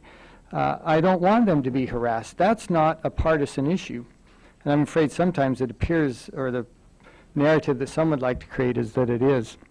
I'd like to follow up on Dr. Harris's questions, if we could, and that is the new rule for silica, which is quite concerning to me. Just to review very quickly, it used to be the current standard 100 micrograms per cubic meter of air, 250 for a construction industry. The new rule would propose to reduce that to 50 micrograms for all industries. But before a rule like that should be implemented, I think there's 2 criteria, and this is not my estimation. This is, of course, the standard, that it would be economically and technically feasible. And I don't know that it would be either one of those, that this new rule would meet that standard. Let me talk about economically very quickly. The government's estimate said it would be $637 million, the cost to implement this. If it turned out to be only that cost, it would be the first time in the history of the universe that the government accurately predicted the cost of a new rule or regulation rather than underestimating it. Business puts it at something between 3, even as high as $5.45 billion annually. Let's split the difference and say it's $2.5 billion. Does that seem to be economically feasible as to implement this rule at that kind of cost? And let me follow up with that. The REINS Act, which the Congress has supported, which would allow Congress to have input to any rule that had a greater economic impact than $100 million. Does that seem like a reasonable standard, that something that had greater economic impact than that Congress should have some input to that? Well, sir, there's been a tremendous amount of input into the rulemaking process in the silica context. We were asked, I think, 2 different occasions to extend it. We acceded to it. We're in the middle of 2 or 3 weeks worth of hearings as we speak, and we're hearing from a wide array of stakeholders, including a number of stakeholders who are providing their views that are very, I think, similar to the views that you're expressing here. As I said before, regardless of whether it's the 503 process, which Governor Ridge described as a very inclusive process, or the silica process, or the process in any other regulatory context, we hear from everyone. We build into the process enough time to make sure that we are making informed judgments, which is why, again, we extended the deadlines in the hearing more than once. And so we'll continue to do that because that's what we need to do. And the rulemaking helps us to make these informed decisions. Okay, and let me go quickly because I've got the yellow light. I hope you will consider the actual cost of this, which could be billions of dollars, and the impact that's going to have on people who are trying to, as we talked earlier, about getting jobs and creating jobs. The second thing I want to ask you, though, and it's as to its technical feasibility, and that is that there's some indications that even in a laboratory setting, you can't measure accurately 50 parts. And if you can't measure it, how can we possibly enforce a rule that's based on that? Well, again, we're hearing a lot of different feedback during the rulemaking process. We've heard feedback precisely to the contrary of what you just said, and we are processing all of that feedback in a very methodical way. Thank you. We continue in round 2. We still have the following members in this order to have questions in round 2. Mr. Honda, Ms. Roby, Mr. Kingston, and Mr. Harris. Chair yields to the gentleman from California, Mr. Honda. Thank you, Mr. Chairman. I get my cookies early. Mr. Secretary, under worker misclassification, one of the issues I hear most about when I talk to folks in construction is that the work in the building trades, this is an issue of misclassification, and a lot of the workers are misclassified as independent contractors by their employer, which really makes it easier for them to underpay employees, shift the normal tax burden from employer to employee, and then deny them benefits. The GAO estimates that the misclassification cost to the federal treasury is about $2.72 billion every year in unpaid Social Security, unemployment, and income taxes. So the employee misclassification really undermines the labor protections that working people have a right to. So can you describe what the department is doing on the regulatory end to crack down on this behavior, and how the $14 million that the department's requests, what they will do with that, how they will achieve the addressing the misclassification?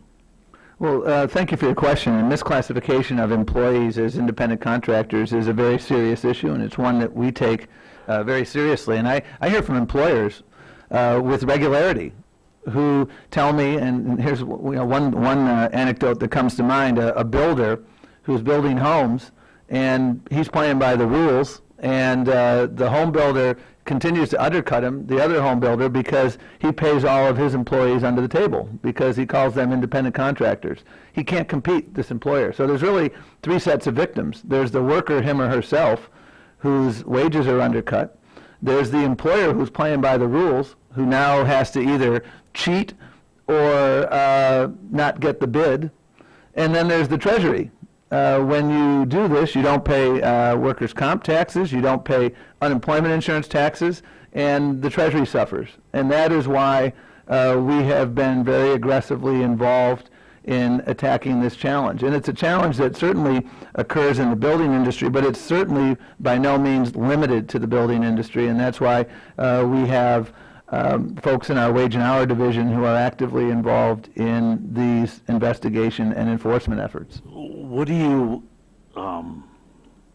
think that the $14 million investment will return back to the Treasury?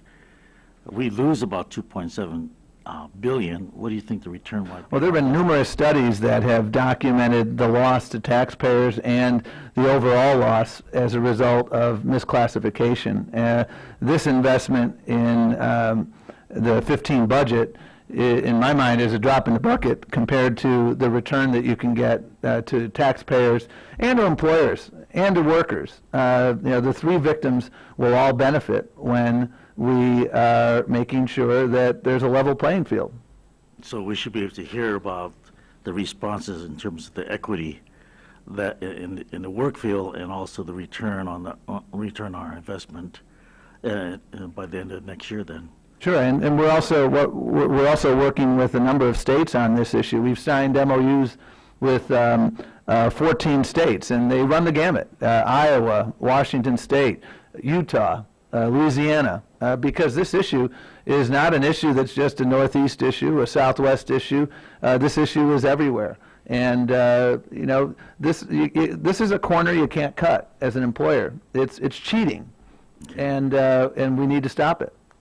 And hopefully that members of the House of Representatives will take some time to go out there and check and be partners with you to make sure that this investment is going to have a return for our coffers. So, thank you, Mr. Secretary. Thank you, Mr. Chairman. Gentlelady from Alabama, Ms. Roby, is recognized. The information that I have says in Alabama there were 4.8 total injuries per 100 full-time employees in 2012. What's that number? In Georgia, there were 3.7 total injuries per 100 full-time employees, and the national average is 5.2.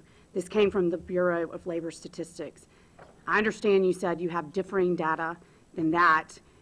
This is the most current, most public information available, and so it is my hope that you will get that which seems contrary to this to us in a very expedited manner. But with that said, I want to move on.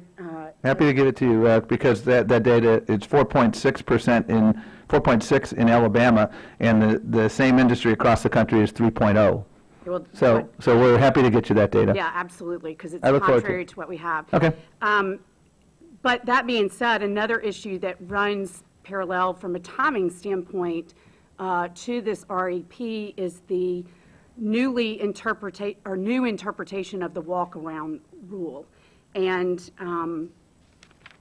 in February of 2013, OSHA stated that employees not subject to a collective bargaining agreement can designate an outside individual affiliated with the union to accompany OSHA agents on their inspections, even to open shops. This is a pretty extraordinary thing. Under this policy, a person who is not associated with neither the government nor the employer can gain access to a private business even against the wishes of the owner. This policy, and this is the most concerning part, was not the result of a promulgated rule subject to public comment, the normal transparent process. Instead, the interpretation of this new interpretation from OSHA is in response to an inquiry from a union.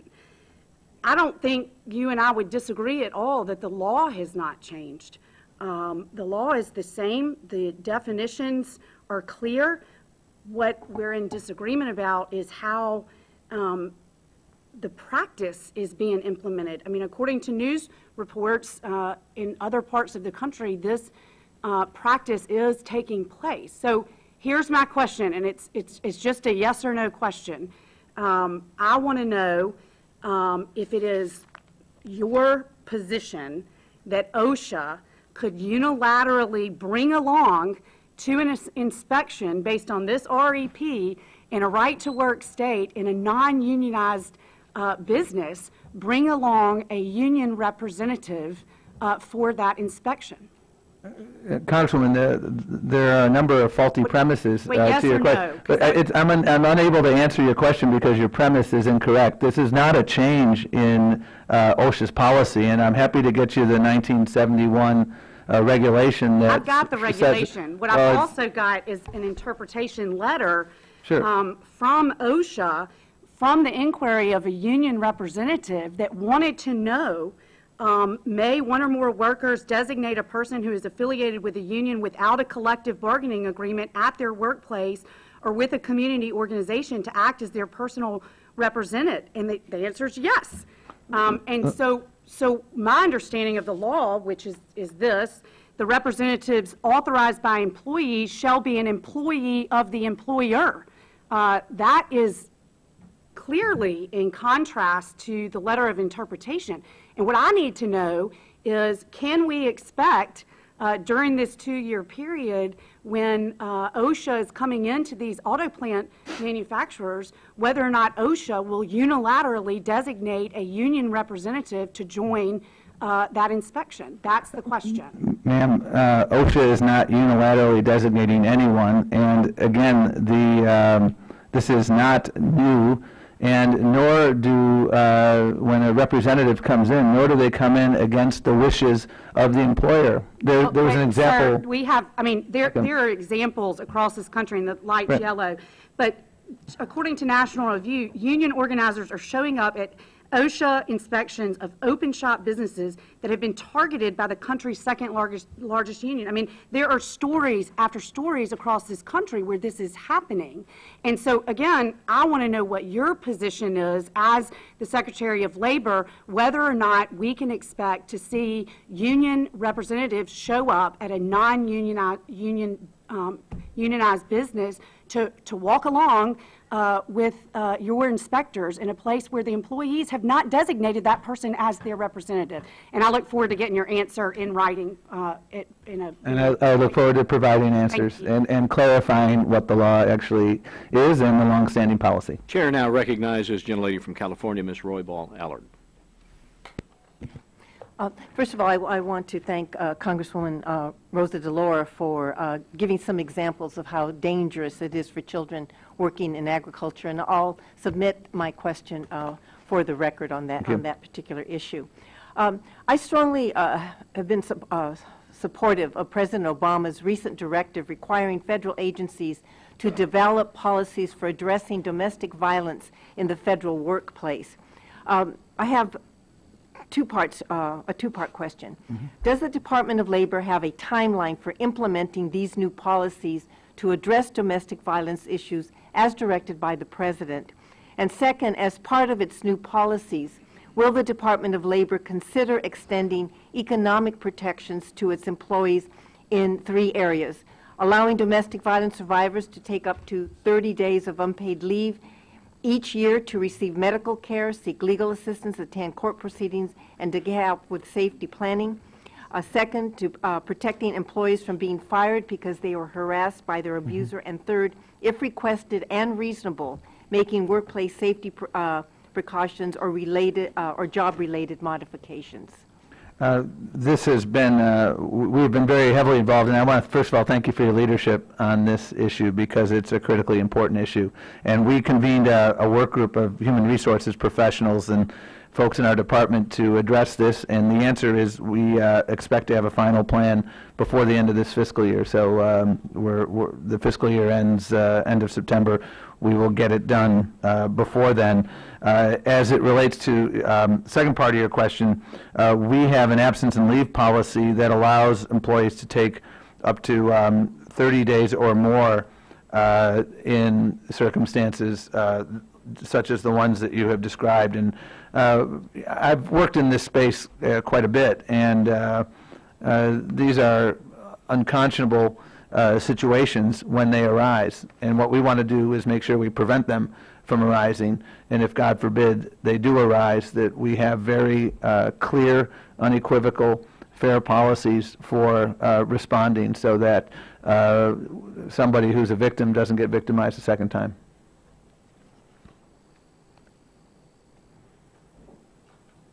Gentlelady, yield back her time. Gentleman from Georgia, the subcommittee chairman, Mr. Kingston.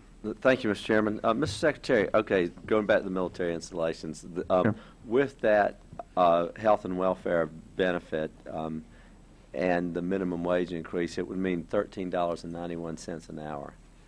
And I don't know how a fast food restaurant would be able to keep the doors open at that. I am happy to have our Wage and Hour Division meet with you to explain the application of this in military installations and everywhere else, because we have been working vigilantly to put the regs forth to prepare for this, and this question or other questions that you may have, we're more than willing to sit down with your staff and walk you through every question, concern that you have. Okay.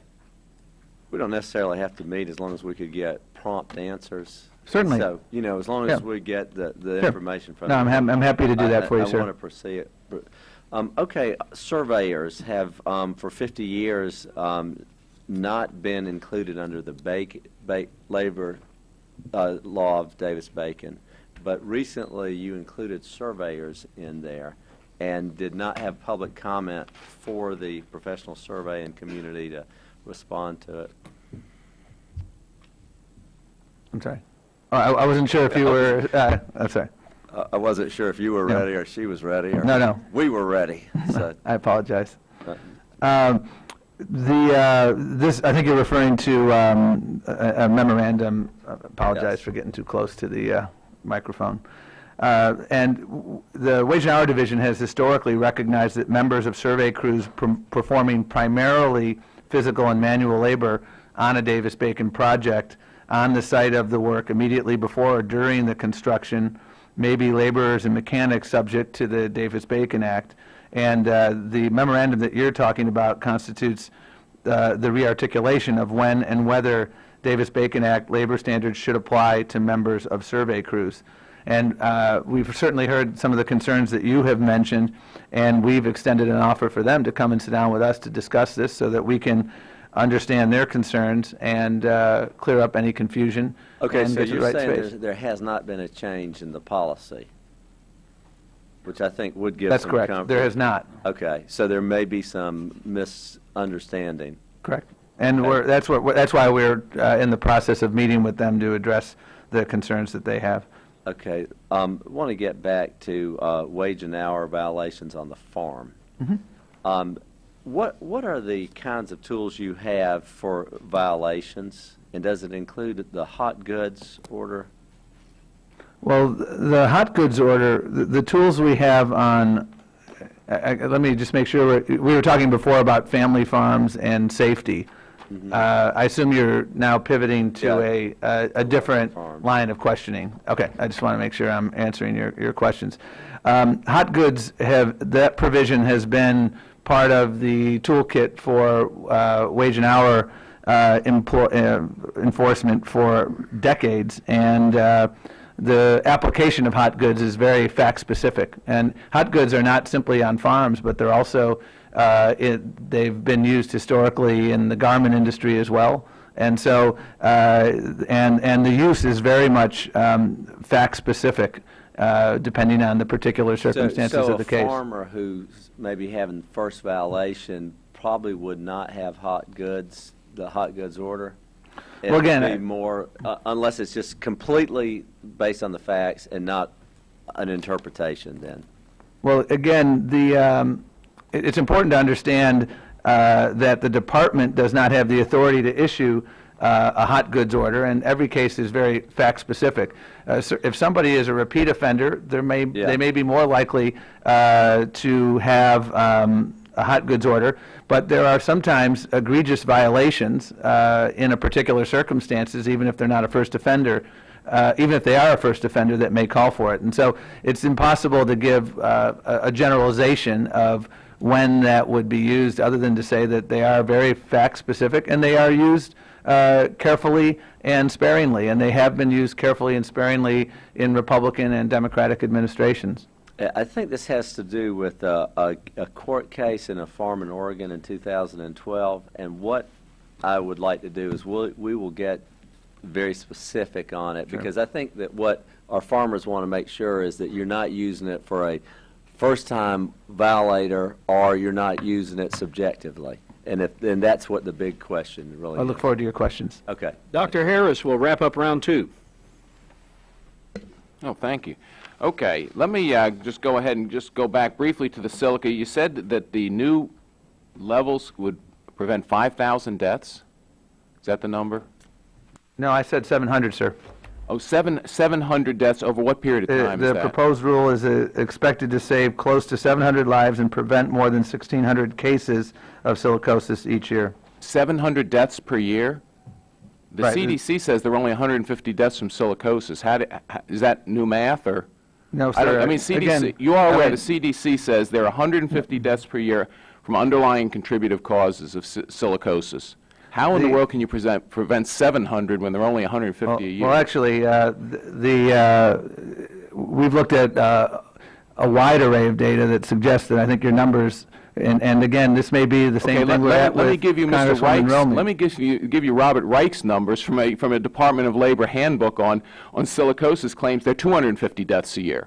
Well, again, Okay, you know, do you disagree with Secretary Reich, your sir, predecessor? you know, I don't have the data at hand, and I'm happy to sit down with You have you. the data, and- but I do have Well, the data at hand, and we're going to have to figure this out, because if happy to there are fi- 150 deaths a year, I don't know how you prevent 700 a year. It's just Well- I don't understand the math.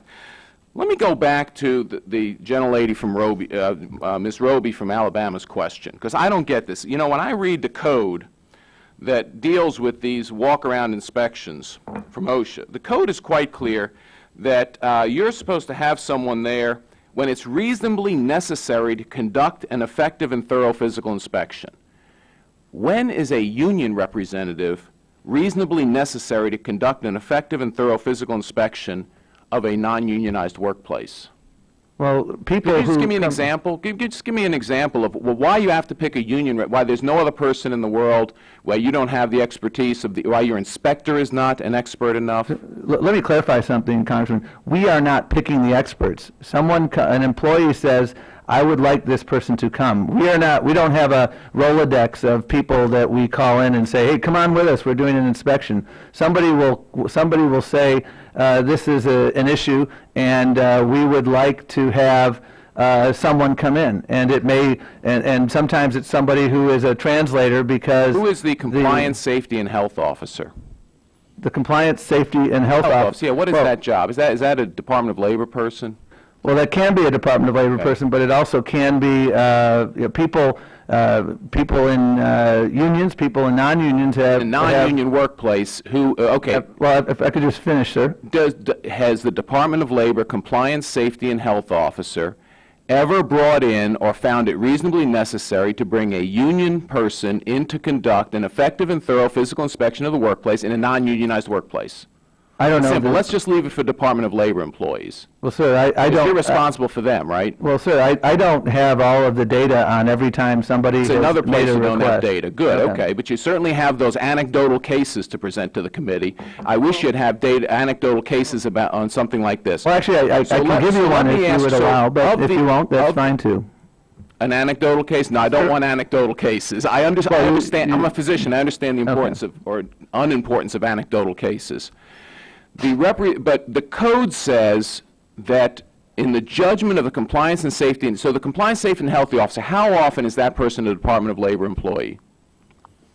In what context, sir? In the context of deciding who is going to be reasonably necessary to conduct this inspection. Are you reading? I'm just trying to get a handle Federal on what Regulation you're- 29 CFR 1903.8C. Okay. You are, I think I assume you have no quarrel with, well, I guess it's statute, well, I don't know.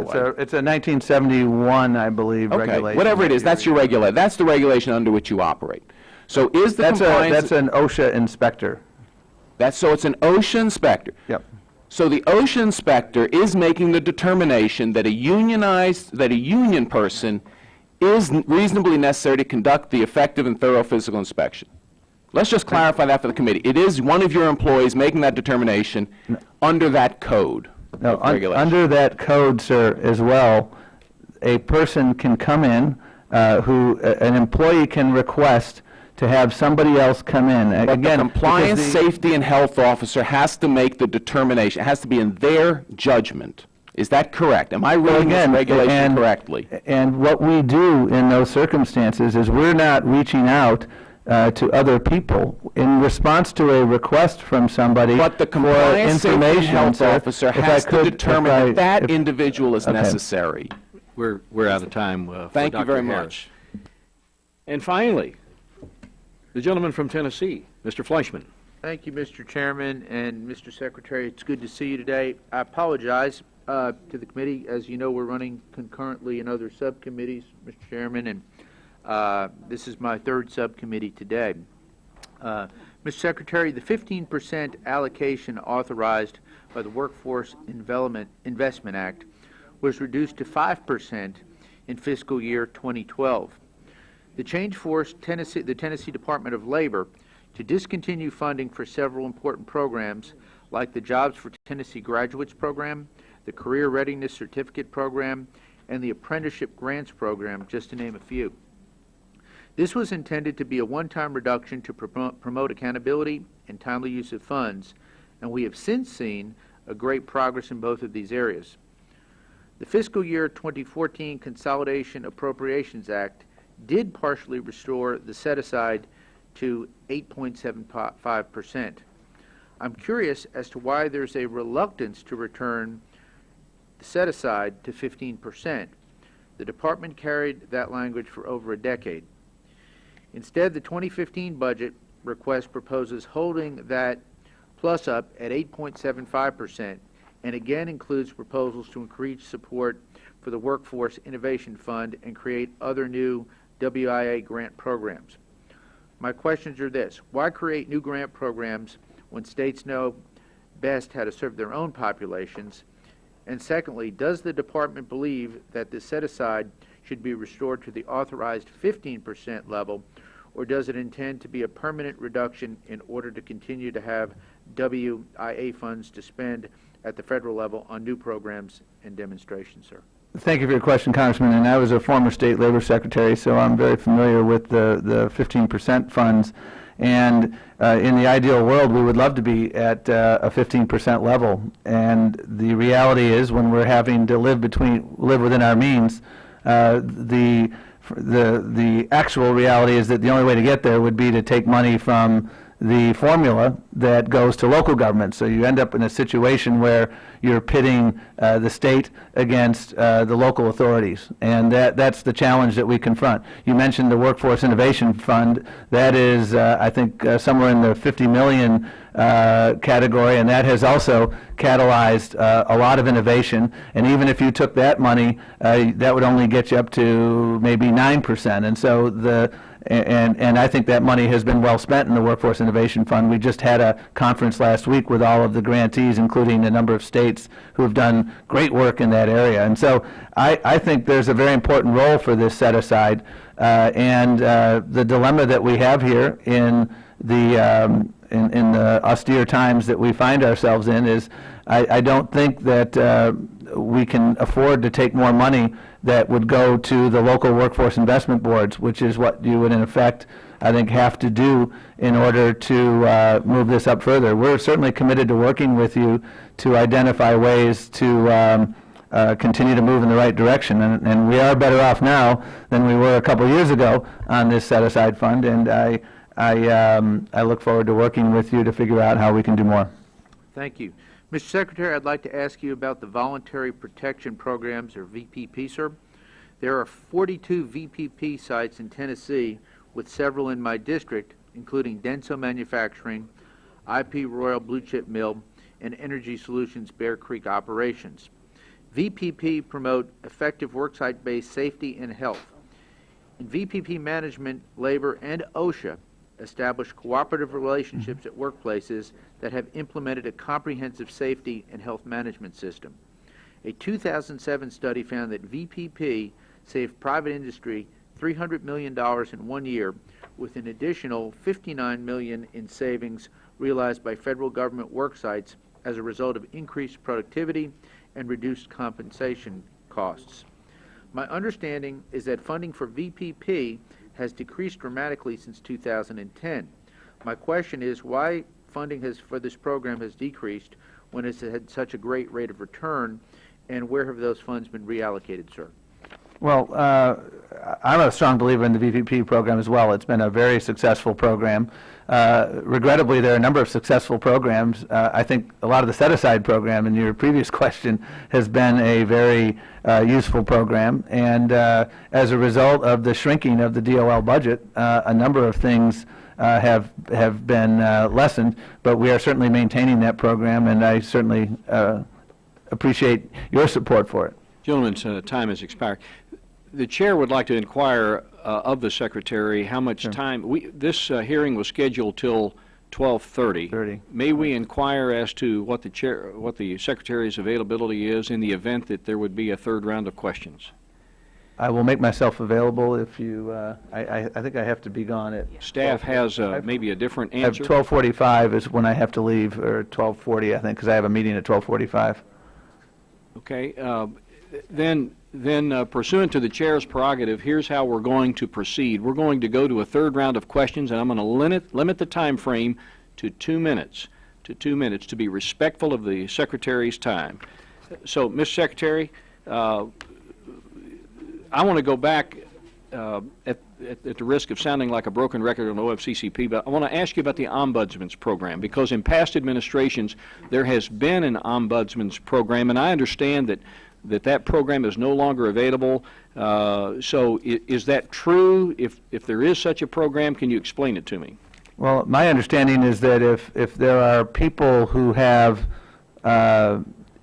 concerns about what is happening, they have a number of ways in which they can express those concerns to the Department of Labor, including the Office of the Inspector General. Do you get a lot of those complaints? I'd have to ask the IG what they get complaints about, and are you aware of any complaints? I have never asked that question, so I really can't give you an educated answer about. As the leader, would that be something that you would be interested in to see if maybe the heavy hand of government is I hate to use the word abusive in its prosecution of its duties, but maybe a little heavy-handed? Well, I'll reiterate what I said a number of times to you, Congressman, which is if you have examples of employers who feel like they were mistreated, I'm asking, please bring it to our attention.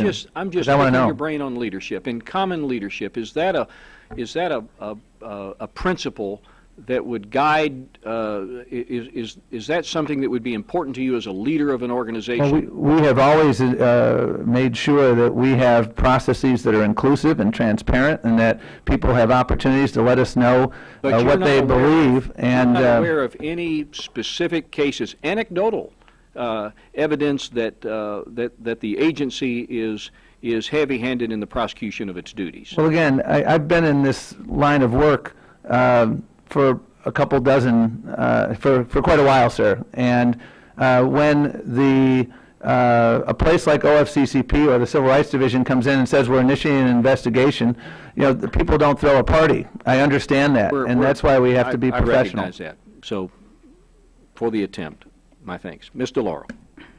Thank you, Mr. Chairman. For the record, in the recent case, it was at the request of the Spanish-speaking workforce at a janitorial services company that asked that there be a union representative there to help to interpret for them. So that is just for the record. In addition to that, silica is classified as a carcinogen. Inhalation of tiny particles causes silicosis, a severely disabling lung disease that can lead to death. OSHA's exposure limits for crystalline silica were adopted in 1971 and have not been updated. Whether or not we're talking about 700 lives or 150 lives, these are people's lives. It's their families' lives. If they cannot be protected on the job and lose their life, we have a moral responsibility to do something about that. Last week, a group of construction workers came to see me. They talked about working in construction, covering their mouths and their noses with masks, and yet at the end of the day being caked with dark powder on their faces, in their eyes, and in their nostrils, because the masks didn't work to block the tiny silica particles. No one told them about the dangers of the carcinogenic cloud of silica dust that enveloped them all day long. They made a very simple and a very reasonable request, passed a rule to make their industry safer, preventive measures, pre-wetting the surface of construction material to limit silica dust. along with access to better training and safety equipment so that, in fact, they might be able to survive. I am begging you, Mr. Secretary, tell us that you're moving forward with a life-saving rule, because millions of low-wage workers across the country continue to risk their lives, and when we know how to prevent the painful and unnecessary disease. My final question to you, Mr. Secretary, is about the Job Corps. The gentleman will yield his time to me, he has told me. Well, stand by, Mr. Laurel. We have a solution. Because he has to leave the hearing, I'm going to recognize the chairman of the subcommittee, who has expressed to me... I'm always happy to yield to the chairman of the subcommittee, Mr. He wants to Kingston. yield his time to you. So that's I how, thank the and gentleman we'll come very back to you. much. Gentleman is recognized. And Mr. Secretary, I'm going to submit a couple of questions for the records, and I'd just like him to kind of move up the food chain. One of them is about your webinars to union folks, but not doing webinars on fair labor standards for small businesses, because I think they would need to know that. But I want to yield to Ms. Delora the balance of my time, and having a representative from our local Job Corps in the audience here, Mr. Mel Gaines, I think it would be timely to get your Job Corps question in. Thank you. Thank you very much, Mr. Chairman. Thank you. Last year, several of us worked extremely hard to restore funding to the Job Corps that had been cut due to sequestration. We were successful in those efforts, and now Job Corps is back on a better path. It's fulfilling its mission to serve disadvantaged young people. We know that most centers are ready, and they want to enroll more students, and this year I will continue to push for the necessary support for what this program needs. I've seen the good work done by Job Corps centers in Connecticut. No investment is more critical than investment in education for our young people. Mr. Secretary, can you tell us about the department's plans to continue investing in this program going forward, and will you be able to get back to the number of student slots that we have had in the past? Well, our goal is to get up to 37,000 this year. We are, and that's what the budget permits, and as we ramp up to that, the methodology we're going to be using is to allocate those to the high-performing Job Corps sites, because you're absolutely right, and there's been bipartisan support for this soon-to-be 50-year-old initiative, and we've been working hard because we fell short at the Department of Labor, and we recognize that, and we've been working vigilantly to implement all the recommendations from the Inspector General, and we're making tremendous progress. And I've been visiting Job Corps sites, albeit one this weekend in Iowa, and they are tremendous opportunities for people, and we're going to continue to make sure that everyone that we can get enrolled, that we're doing that. And we'll invite you to come to New Haven, Mr. Secretary. Love to. Thank you. Ms. Roby, your 2-minute drill is underway. So there's a rule.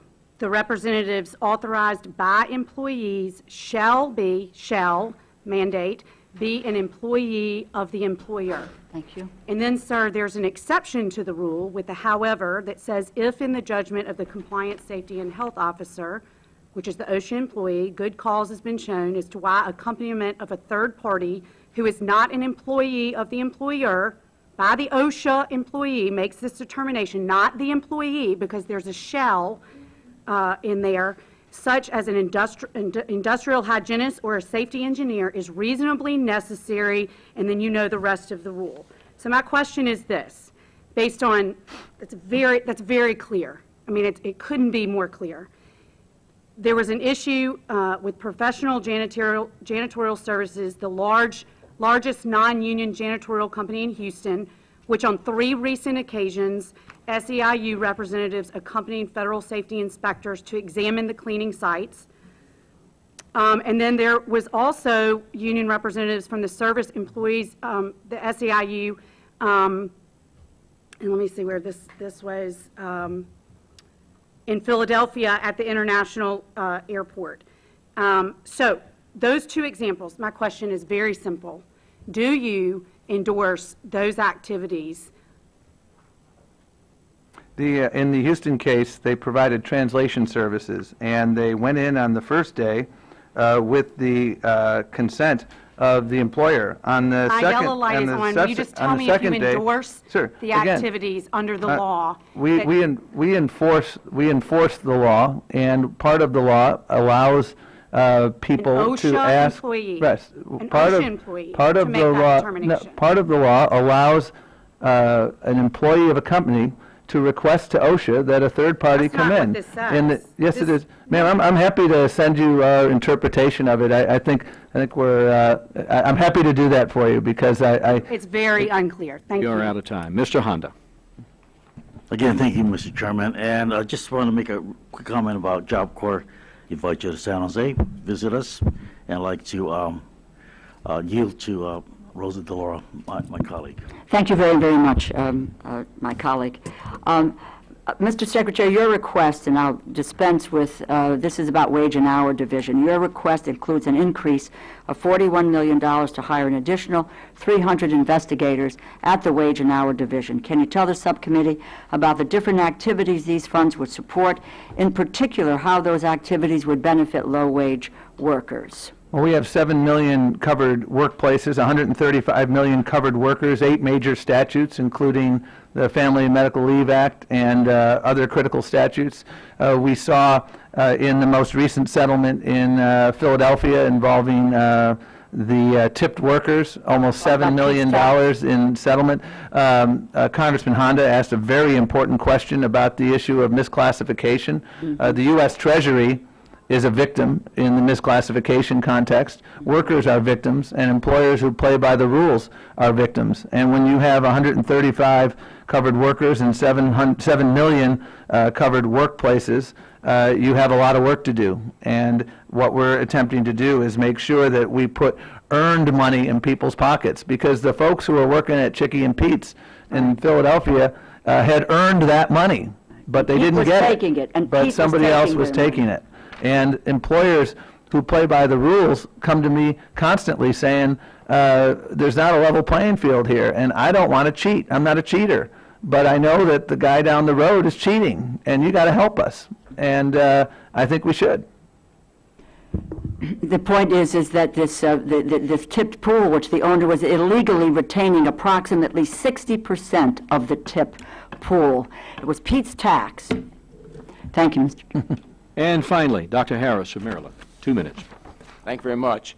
Let me just follow up very briefly here about the silica issue, because as the ranking member says, look, there's no one on this committee who wants people to die from anything that's unnecessary, and any suggestion of that is honestly, and I'm offended by the suggestion that some people on the subcommittee think that safety is not important.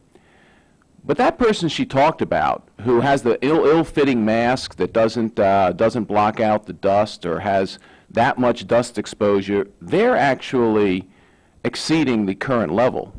Is that right? I don't know the facts of the situation, sir, to be able to currently, comment. you're supposed to wear a tight-fitting mask if you, during those. Is that right? I mean, your inspectors go on site, and if they see a person who's not wearing a mask properly, it's not tight-fitting, it's not an adequate mask to block dust. I'm assuming that doesn't follow the standard right now. I mean, I guess that's the purpose of you don't say that you can't have more than 100 micrograms per cubic meter of silica dust. You just say you have to protect the workers from it. Is that right? We are trying to keep workers safe. We're trying to make sure that they don't silicosis, that silica inhalation that doesn't cause lung cancer, it doesn't cause renal disease, it doesn't cause COP, it doesn't cause silicosis. So why aren't you just enforcing the current law before you? Why aren't you enforcing the current law, which actually is tremendous? Again, a 93% decrease in the number of silicosis. That's tremendous. Oh my gosh, that's close to a cure issue you're going to get. Why? But sir, I mean, you are a physician and you're a very good one, and so I'm confident that you understand that people who inhale silica contract silicosis and die from it, contract lung cancer and die from it, contract renal disease and die from it, contract COPD and die from it. People who become unemployed also lose their lives and have adverse health effects, Mr. Secretary. Don't you realize that? That unemployment leads to adverse health effects as well. Thank you very much. Time has expired. Mr. Secretary, you have been very generous with your time today. My pleasure, sir. We've gone 10 minutes over the allotted time for the hearing this morning. We wish you the very best, and we appreciate your testimony. Thank you for your time and courtesy, Declare sir. this hearing closed.